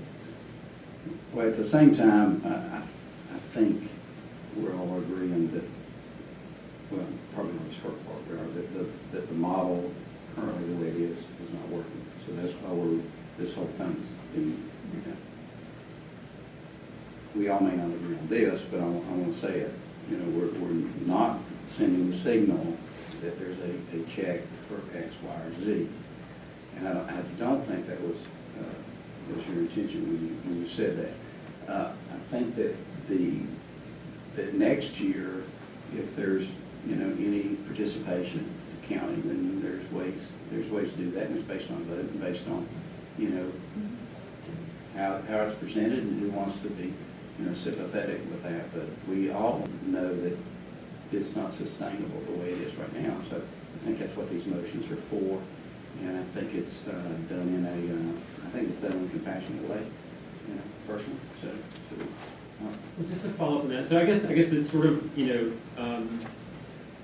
just speaking for myself, and obviously we can't tell future commissions what to do on this stuff, but I mean, my hope it would be that for public facilities like this, that we do kind of have an intention to be a long-term partner, in this. That this is not something that, every year people have to wonder, is the county going to be involved or not? I hope that we have a long-term commitment. What exactly that amount is year to year, I agree. People have to ask the tough questions and make sure money's being well spent during every budget cycle.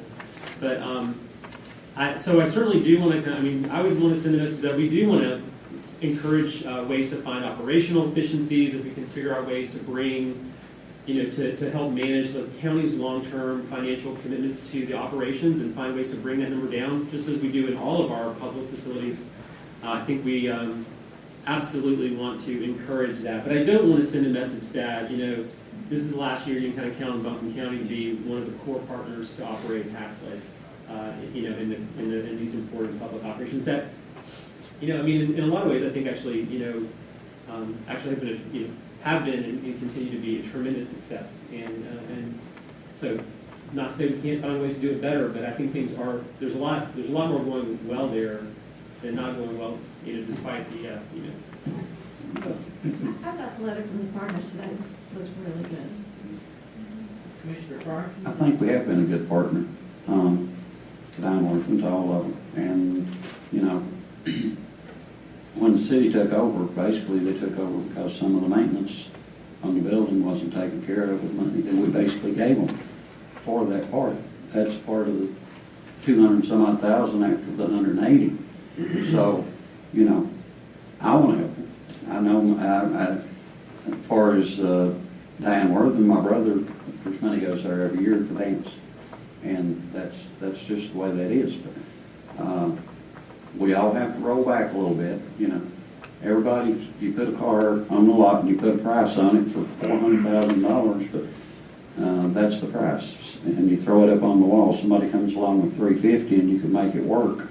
Then, if you make money, you go ahead and sell that car. So they have to work as hard to help the county taxpayers, which they're our boss. And we want to help them as much as we possibly can. So. And Brownie's right. They need to look at the issue of these, the the numbers as far as the electricity and all that, and see what they can do to back it down, or, you know, if county staff or Mr. Israel's group can go in there and give them ideas, please, you know, we need to do that part to try to, and that way they can come out with more money. And as far as county, I still want to help. And I want to be clear too that you know, I am very supportive of these. They provide a great benefit to the county. You know, this is in no way saying that we'll pull the rug out from under them. This is we're trying to deal with this model as best we can. And again, I think the motion is made in that spirit. Okay, any other questions before we hear from public a little bit? We'll revisit and have another period after we hear from public and see if there's any differences here. Any members of the public wish to be heard? Yes, sir, in the back, then Mayor Michael. Yes, you're not back, third row, I guess. Chairman Gant, council members, Dr. Green. My name is Hardy Holland. I'm the chair of the Dinah Ribbon Board. And I'm here with my fellow members and partner members. I'm like Pam Myers, the executive director of the Asheville Art Museum stand. I like John Ellis, the executive director of our organization, the Dinah Ribbon stand. And unfortunately, Vicki Ballard had other obligations, and she told me to tell you that she's here in spirit. And I was asked by all of the tenants, call them, to come to you tonight in a spirit of cooperation and asked to read to you a letter that you obviously already received. So with your indulgence, I would like to read the letter. We are writing to ask for your support of art and education and science for the people of Buncombe County through your continued commitment to the partners located in what we know as Pack Place Center. Together, we ask for Buncombe County support at the level it has been provided for the fiscal year 2014-2015. We are committed to being excellent stewards of the support of Buncombe County residents.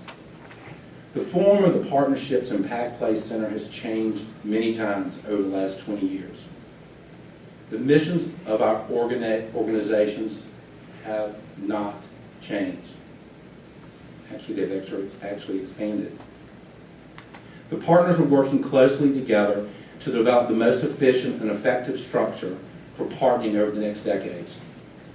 In a forward-thinking and present way, Buncombe County, the City of Asheville, corporations, foundations, and individuals came together in the late 1980s with an idea to revitalize our community through cultural and educational programming located in the center of our county. The resulting partnerships, attendant collaborations, multiplicity of programs and their economic and educational impact have far surpassed even the most ardent of the founders' ambitions.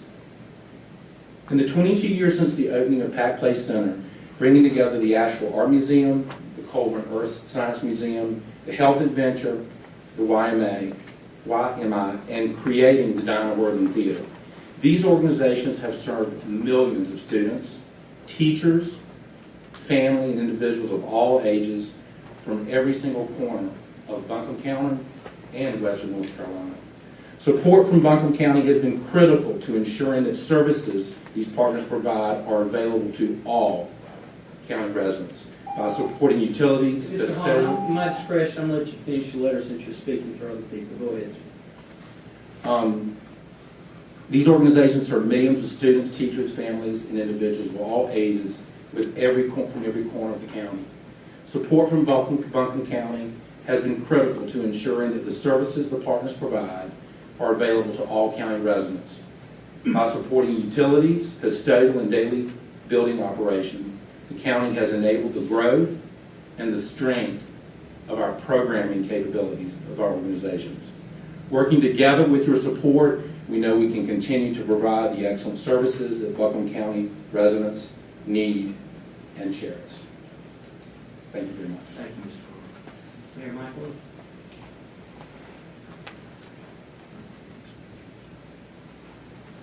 before you start the clock tonight, approach the subject of history? No, Okay. I'm sorry. If you could, I'm gonna give you the same time as the other gentleman. Give about 5 minutes. When you look at those millions of dollars the city and county put up, keep in mind, a 15-member board was appointed, 9 at large throughout the community, and 1 from each member of the organizations that made up Pack Place. So they've been running this building very well for in excess of 20 years, and were it not for the Art Museum's greed, that would still be in place.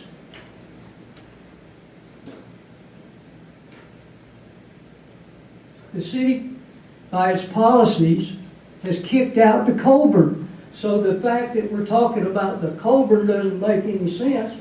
They can't live with what's going on there. For over a year, I have spoken out against the financial support of the Asheville Art Museum by Buncombe County, the City of Asheville, and Buncombe County Tourism Authority. The combined cost to these governmental entities currently stands at approximately $3.75 million. The Asheville Art Museum, with the assistance of Vice Mayor Hunt, Mayor Meinhammer, City Manager Gary Jackson, have plotted to show that Pack Place Board has poorly managed the building, thus requiring that City of Asheville directly lease the Pack Place building to the tenants. The Asheville Art Museum communicated with members of the Asheville City Council and city staff that a direct lease was needed between the city and the Art Museum in order for the museum to have donors to their capital fund drive. When the truth is that the Art Museum did not want to be a part of the way the building was managed by the tenants and the community appointed board. The City of Asheville has terminated the lease with Pack Place for the land that the Pack Place building occupies, thus converting the Pack Place building to the ownership of the city. The manner in which the lease was terminated by the city is not legal according to the attorney for Pack Place, thus opening this matter up to a lawsuit sometime within the statute of limitations timeframe.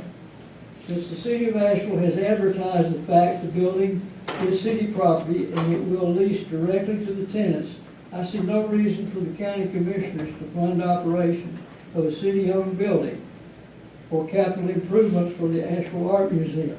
Realize that the city's $2 million doesn't come into play until 2017, and the city's made no provisions for any operations of that building. They got you, folks.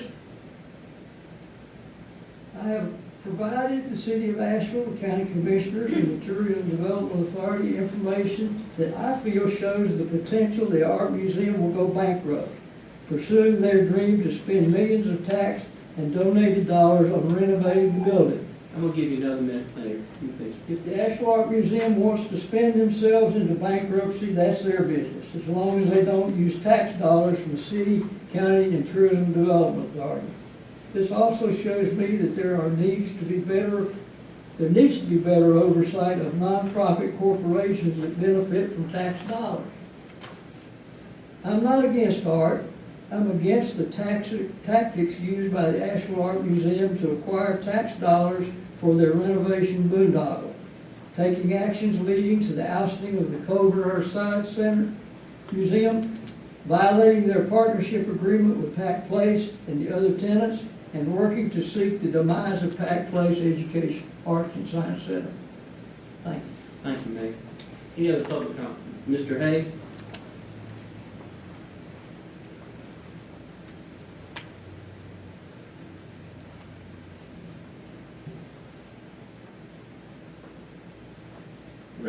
My name is Edward Hay. I'm chair of the board at Pack Place.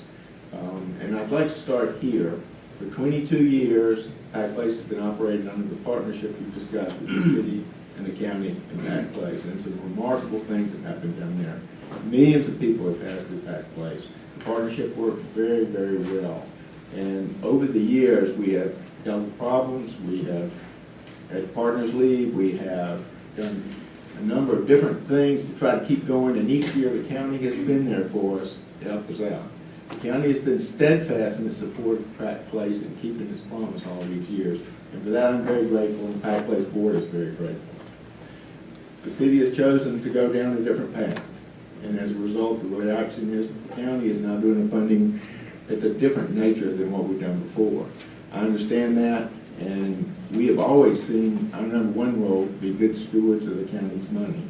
When the CRA grant was passed with the proviso that Pack Place was to be the dispersing agent, we took that as an affirmation that the county has trusted us to operate the facility all these years, and they continue to trust us. And so, as we have planned for the upcoming year, we took that into account.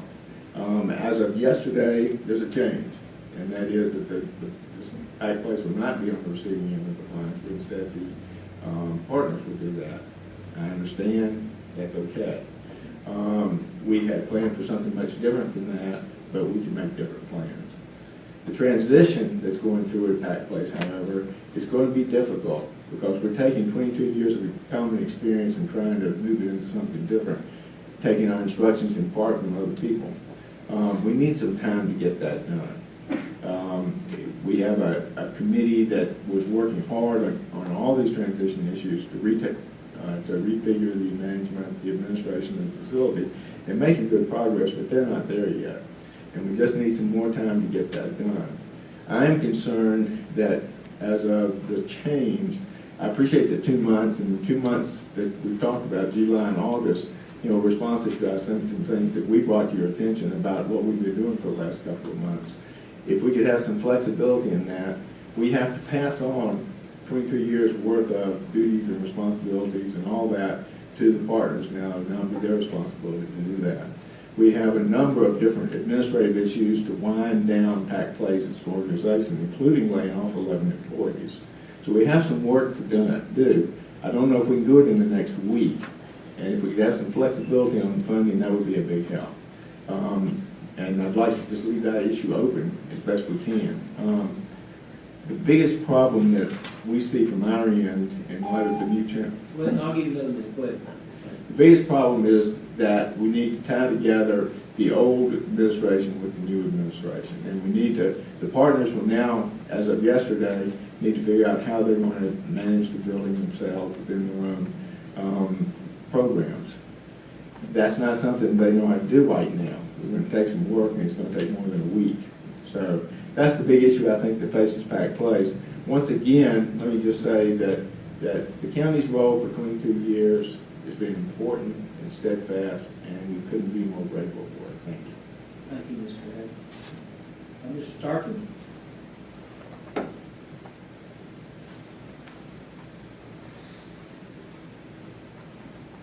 Good evening, Commissioners. My name is David Starkey. I'm the founder and general director of the Asheville Lyric Opera. As I have stated before with the CRA, I state here again in front of the full commission, there is no scenario where Asheville and Buncombe County is proud to have a world-class opera company of its size and its caliber if it wasn't for Pack Place and Dinah Wortham Theater. That being stated, all the investment that has been made, that we have seen the numbers before us, I believe has not only fulfilled the original mission of those organizations that we spoke of, the Health Adventure, the Art Museum, Dinah Wortham Theater, Colburn Earth and Science. It has also facilitated the Asheville Lyric Opera and every other incubated organization that has been able to exist, live, and experience this building. That being said, I would like for us to also understand that the challenges that we are facing, the Pack Place Board is facing, the Dinah Wortham Theater, the Art Museum, and the Colburn are facing, these are evidences of our success. These are not evidences of our failure. We have something to argue about. We have something to be challenged with. Thusly, we will certainly understand the value of moving forward. Ed Hay is absolutely correct. Time is necessary.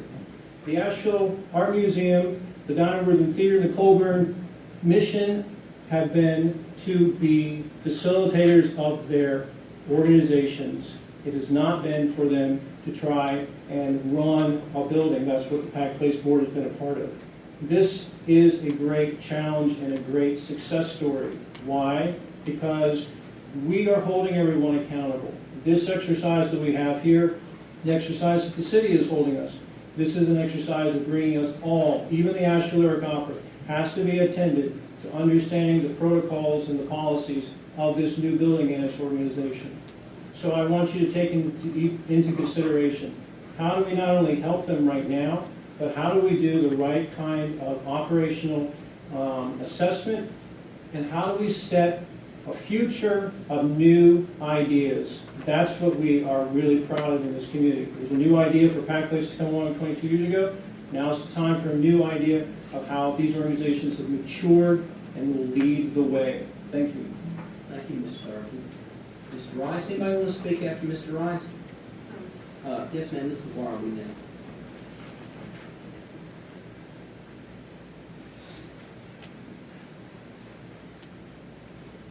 I guess me and Mr. Michael Love, thank you, Mr. Chairman, members of the board.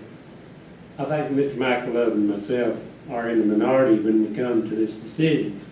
If you go back and look at the videos that we've done over the months, you're going to see who's on first, what's on second, who's on third. Nobody knows what they're doing. They've got, if you call it intelligence, I'm going to call it something else.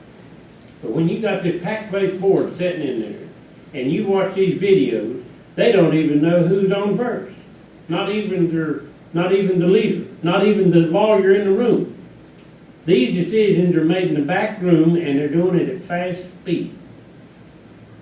Now, to me, it's another duplicate coming here today looking at you county commissioners trying to make decisions, and your lawyer ain't even up to speed himself. He's still got things to talk to you about. To me, if you're educated, you're smart, you're intelligent, it would show in this room, and it'd show at Pack Place Board.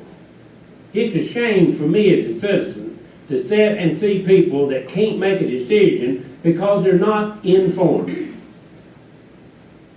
Now, Pack Place Board, 20 years ago, I didn't see any numbers of dollars that were put up here for the past 10 years. Not talk about the new that you're presenting, but what was you given back then? This has been a side in the county commission, and I've got it on video 5 years before it ever comes to the video here. They were some knockdown, drag-out things. I'm not saying this is a bad thing for the art and the theater and all this. I'm for education. But times have changed. There are things being done differently. We've got a science school now over at Buncombe County. Things are being done different than what they used to be done. We're not thinking out of the box. When the city takes a fight on for the taxpayers to have to foot the bill, something is awry about what the city is wanting.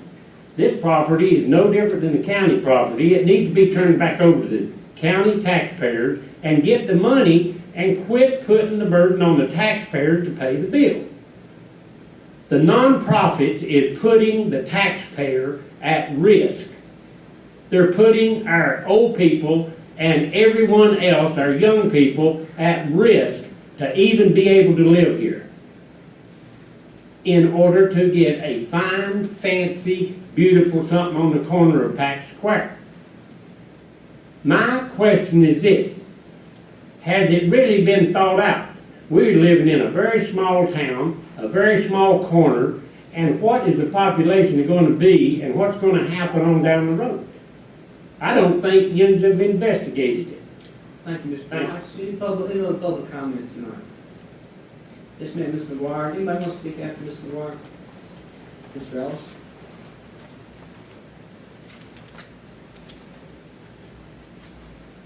Good evening, and thank you, Commissioners. I'm Kim McGuire, and I just wanted to take a moment to remember my father, Roger McGuire, who was the founder and had the dream of starting Pack Place. And it's been a long road since 1992. Bob Deutsch mentioned it, I think possibly being on the early board, and other folks here have been through a lot of these challenging times. Collaboration is hard. It was hard at the beginning. It's continued to be hard.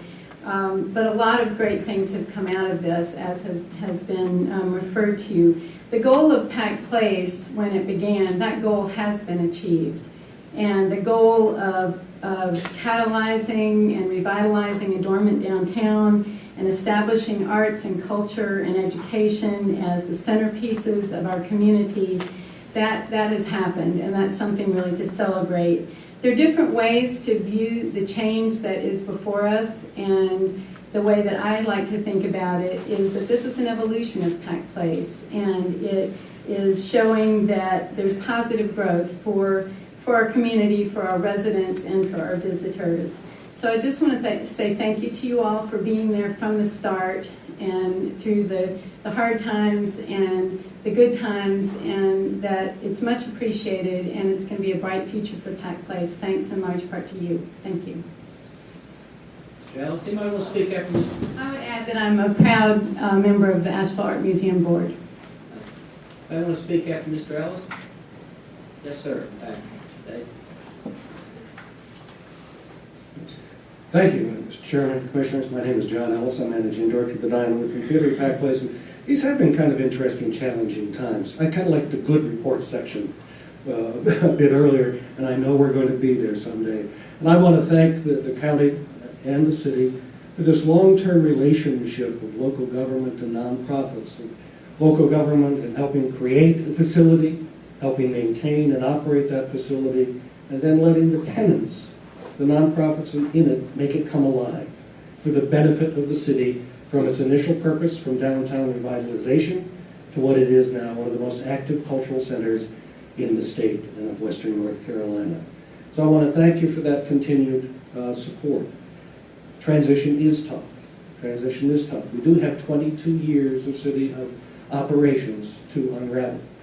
And so I do echo the thought. This is going to take some time. We are doing the best we can to make it happen as quickly as it can.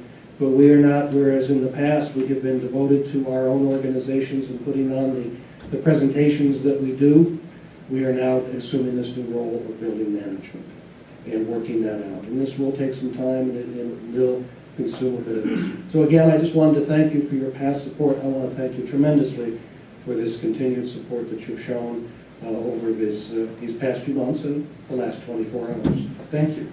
Thank you, Mr. Ellis. Yes, sir. Anybody will speak? Any other comments?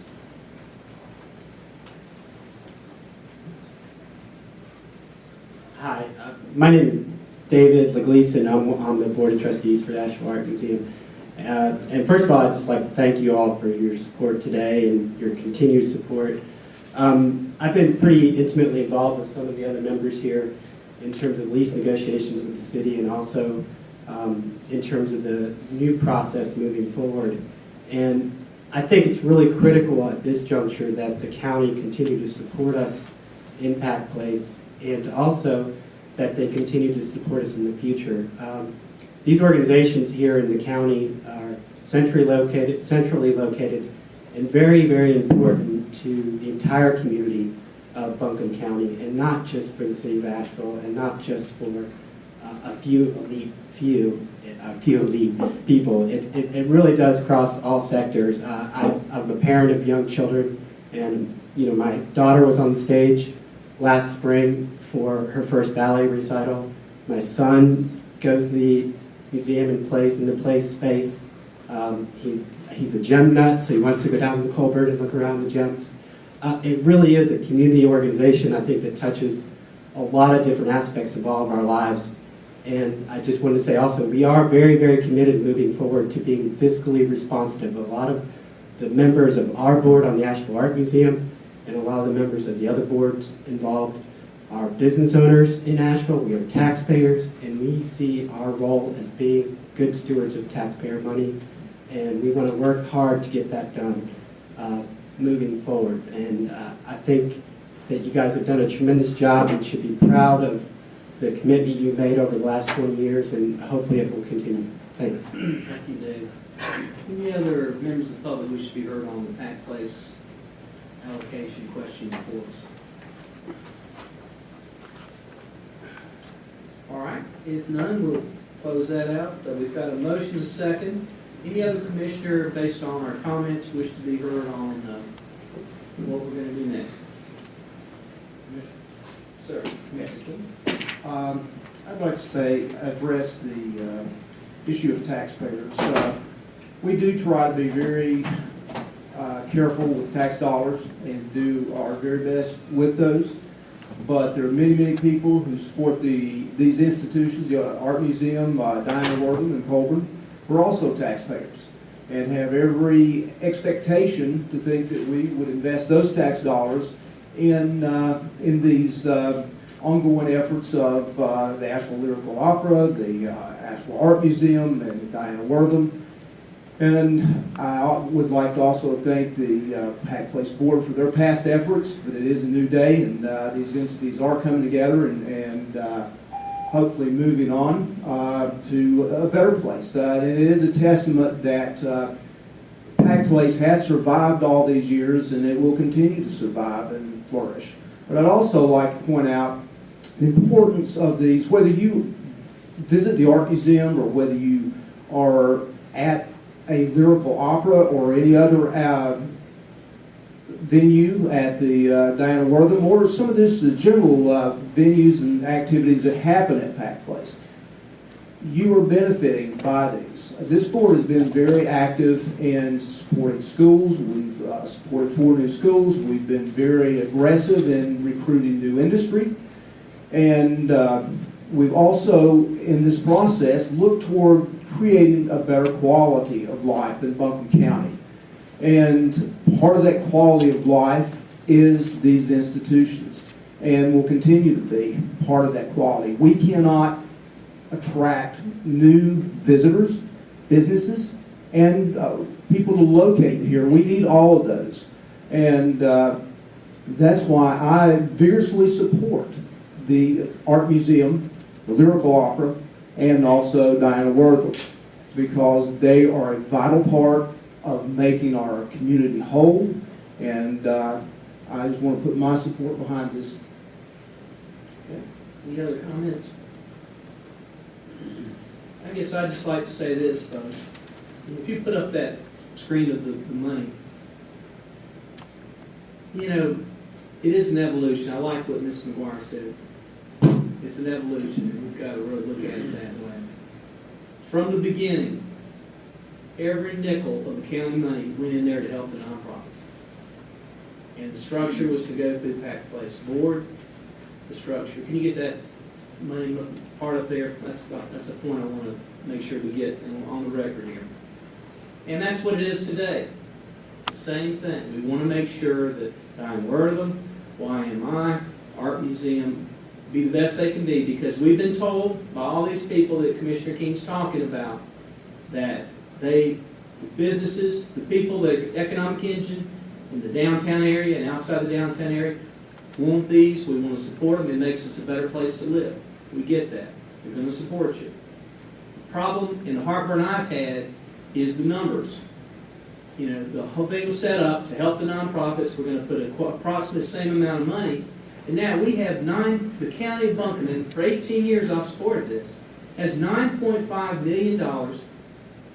You can look at it 2 ways. You can say that's in a building we don't own. Or you can say I'm going to say it's for the nonprofits that we've supported under our partnership, whether it's written or not, over the years. And the city has 7.1, and if you look, out of the past 6 years, they put $200,000 in. Now, I think the city's position, as Commissioner Newman intimated, is that basically we give you rent free. Well, we help pay for the building. We have more ownership, if you look at that, the number there, than the city does. Now, it's not a competition, because again, the focus has to be on the nonprofits. But that bothers me. That bothers me, and I think Commissioner Newman, good point. They paid it off. That's what they agreed to do. And as of 2009 on, they are still in compliance with what the understanding was. As we evolve, that's part of the evolution in my mind. Part of the evolution is the Pack Place Board, how these folks have worked hard to make it happen. Part of the evolution is the decision of the Health Adventure to go out and basically crash and burn. Part of the decision is going to be what Coburn's going to do. Part of the decision is going to be, of course, the Art Museum has the, we'll see where we come out with TDA next month about how that's going to work as far as the funding part of that. Diane Wortham, we talk a lot with all of you. So we want to see you work together. We want to see this thing work and evolve in a way that makes sense for you, but doesn't run any of you out of business. And that's the heartburn I have about this whole thing. We've nurtured you to $9.5 million over the past 22 years. And we want to see, obviously we didn't do that for any reason other than to see you succeed. So we want you to succeed. I'm going to support this. Next year, I don't know what's going to happen. We're going to have an election in between. We don't know who's going to be sitting up here. But I think everyone wants to support you. But for your part, work hard to figure out the evolution that Ms. McGuire talked about. Because it'll make it much easier to make decisions here. Because right now you've got a line item. Because the city has dissolved the partnership, there's no line item for you anymore. And so we're going to have to, we'll approach it differently by necessity next year. Don't know what will happen, but please work together. Diane Wortham, Art Museum, Coburn, work together. Pack Place Board, you got to figure out where you fit in here. But we also have to be stewards of the money, and everybody here believes in that too. I think we've been good partners. We have done everything we said we were going to do, and it's just we've got to move on today. So that's my 2 cents. Anybody else have any comments? I would. Yes, ma'am. I would feel very, very, very remiss if we did not celebrate the creators of Pack Place Board. We weren't a part of the city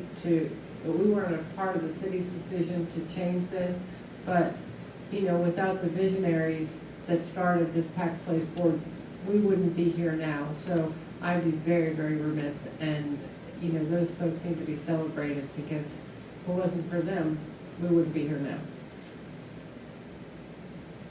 Any other comments? I've watched things happen over a few years too, and this is all good. But back when Mayor Worley and the city decided to take the water deal away, Buncombe County had just spent $3 million on McCormick Field. The county surrendered all the parks back to the city. The city did not pay the county back for that $3 million, so a 10-year deal for $310,000 the county paid to cover McCormick Field. So, David, you're right. We helped pay for the building. Now the city's going to have to step up and help us in taking care of the properties. I don't mind putting our part in, but both entities are going to have to step up.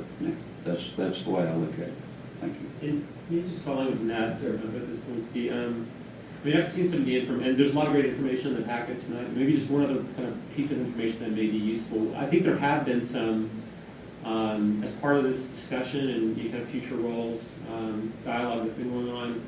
I think there are some estimates of sort of for a facility of this square footage. What are the annualized capital maintenance costs estimated to be to take care of it for decades to come? And so maybe it's just a follow-up piece of information if we could have that circulated as well, because the tenants are being asked to contribute a specific amount to that. But I do believe it's in the big scheme of things, there's a much bigger piece to that the city is financially clearly stating is their responsibility. I think, and so maybe if there's still some, one of the questions is what realistically, what is the financial role they will play in it going forward? Let's share that information, because I think it's substantial. In addition to what's not shown in that the data that we just looked at is an additional $2 million that the city council has committed to this property. So, actually, if you count all of the contributions, including that, in the last several years, the city's committed more than the county. So, I'm proud of the role we're playing, but there's the city is obviously very committed to the future of this property as well, and let's just get all the information out about what they've done to date and what they will do in the future. And Madam Manager, what is the county committed to the Art Museum for contingencies? $500,000 right now today. So we're in the game, and by 217, we're probably going to have close to that much if people keep voting for 250. So, it'd be 1 million in 2 years. So, it goes back to the same thing. If we have that much in the game, then, city, I think we got to get it on equal terms because, they're not over here paying for this property, and we have helped pay for that property. So, let's give them a playing field. They've asked these people to take care of the maintenance, and we're going to have to help with everything else. So. Mr. Chen? I would also just remind everybody that a third of the taxpayers of Buncombe County reside in the city of Asheville, thus are paying for contributing happily to both entities. So I think as soon as we all really do what Pack Place is doing and grow into the future, we have seen some less than high moments at that podium. And I, for one, am happy this day has come and it will go, and we can wake up tomorrow morning with a new opportunity to go forward. And I hope we can all see a new day, because clearly, kind of retreading these old arguments is not getting us anywhere except for just making everybody feel bad about a community that we love and by good work that's happening here.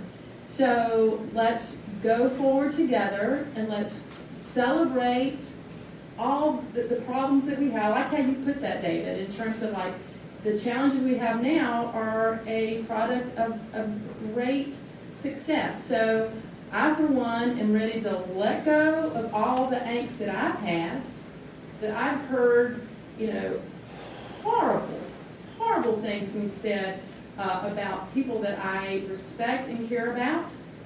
I'm going to let it go. And I hope everyone in this room will as well. And let's go forward as a community and think about arts, education, and science, and new possibilities. Very good. I'm going to call the question. All those in favor of the motion by Vice Chair Frost, as far as the funding, which would be to take out the management fee of approximately $50,000, $40,000, and to fund within $16,000 of the CRA request, or CRA recommendation.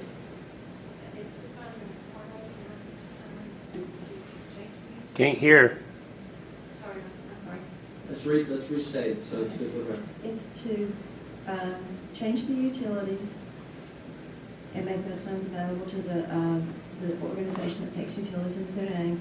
It's to fund the 180,969 and split it based on the square footage, unless the partners come with a better solution that they all agree to. Okay, that's Commissioner James. And then to get an invoice from them for the 2 months of management expenses they've already incurred. Everybody understand? I'll call the question.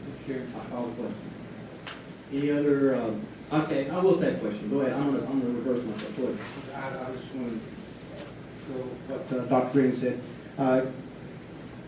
Could we ask that the group involved is predominantly Diane Wortham and Art Museum, and also the Asheville Lyrical Opera? They're not a tenant, but they certainly have a lot of skin in this game to come back and give us an update on this. Yes, absolutely. We'll do that.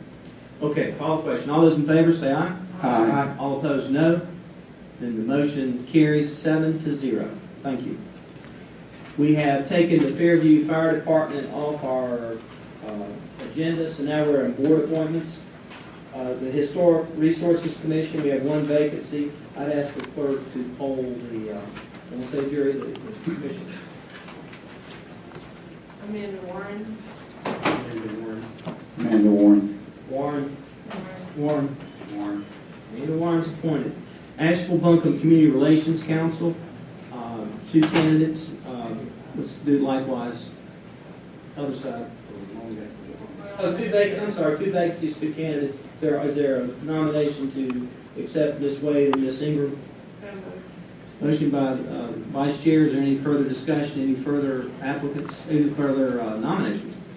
If not, all those in favor of appointing Ms. Wade and Ms. Ingram to the Asheville-Buncombe Community Relations Council, say aye. Aye. All opposed, no.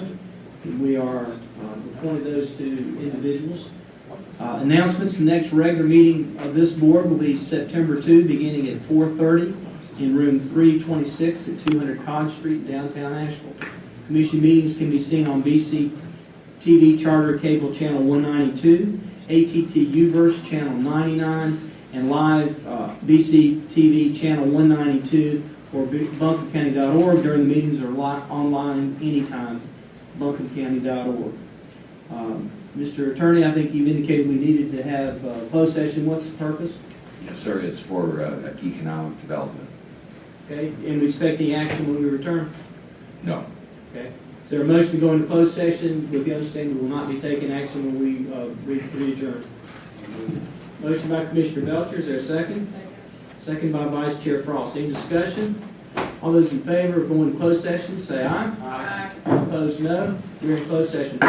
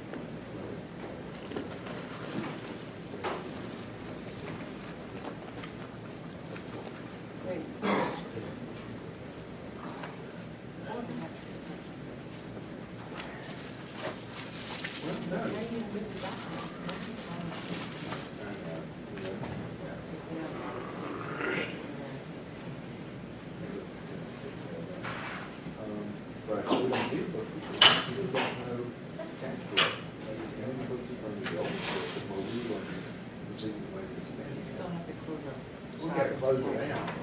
We got to close it out, but we don't need somebody like that.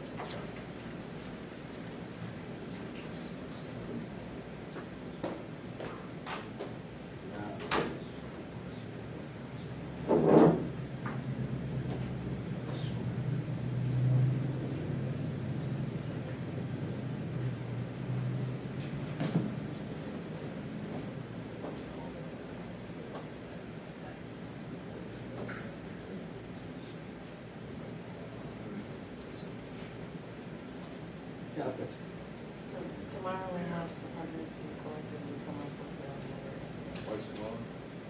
layout stuff. No, let's say that tomorrow. Let's do it for that. We can pay another day or stay out. Well, you've got.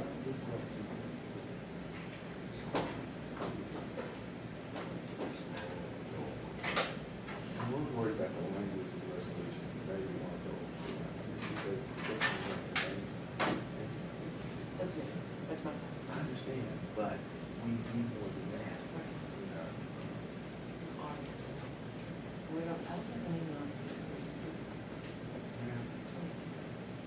Yeah.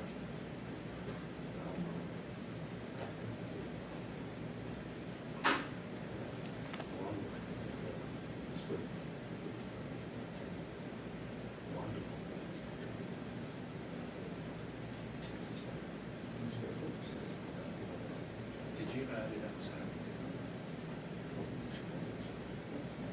Yes, sir, you got some mail. First It's time. not very good, that was. Was it just the culvert getting out of that? Yeah.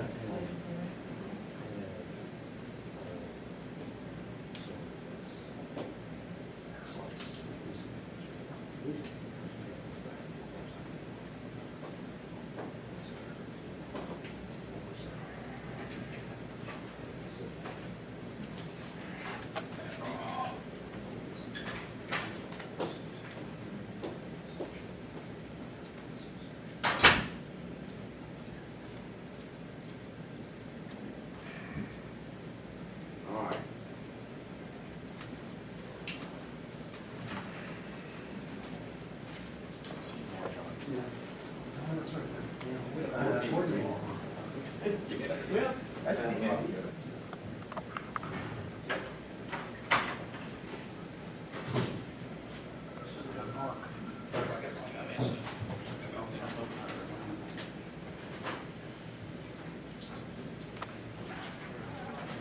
All right, we have been in closed session. Is there a motion to go back into open session?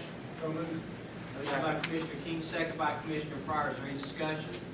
All those in favor of going back into open session at 7:04, say aye. Aye. All opposed, no. By 7:00 vote, we're back in open session. Is there any other business to come before the commission? If not, is there a motion to adjourn?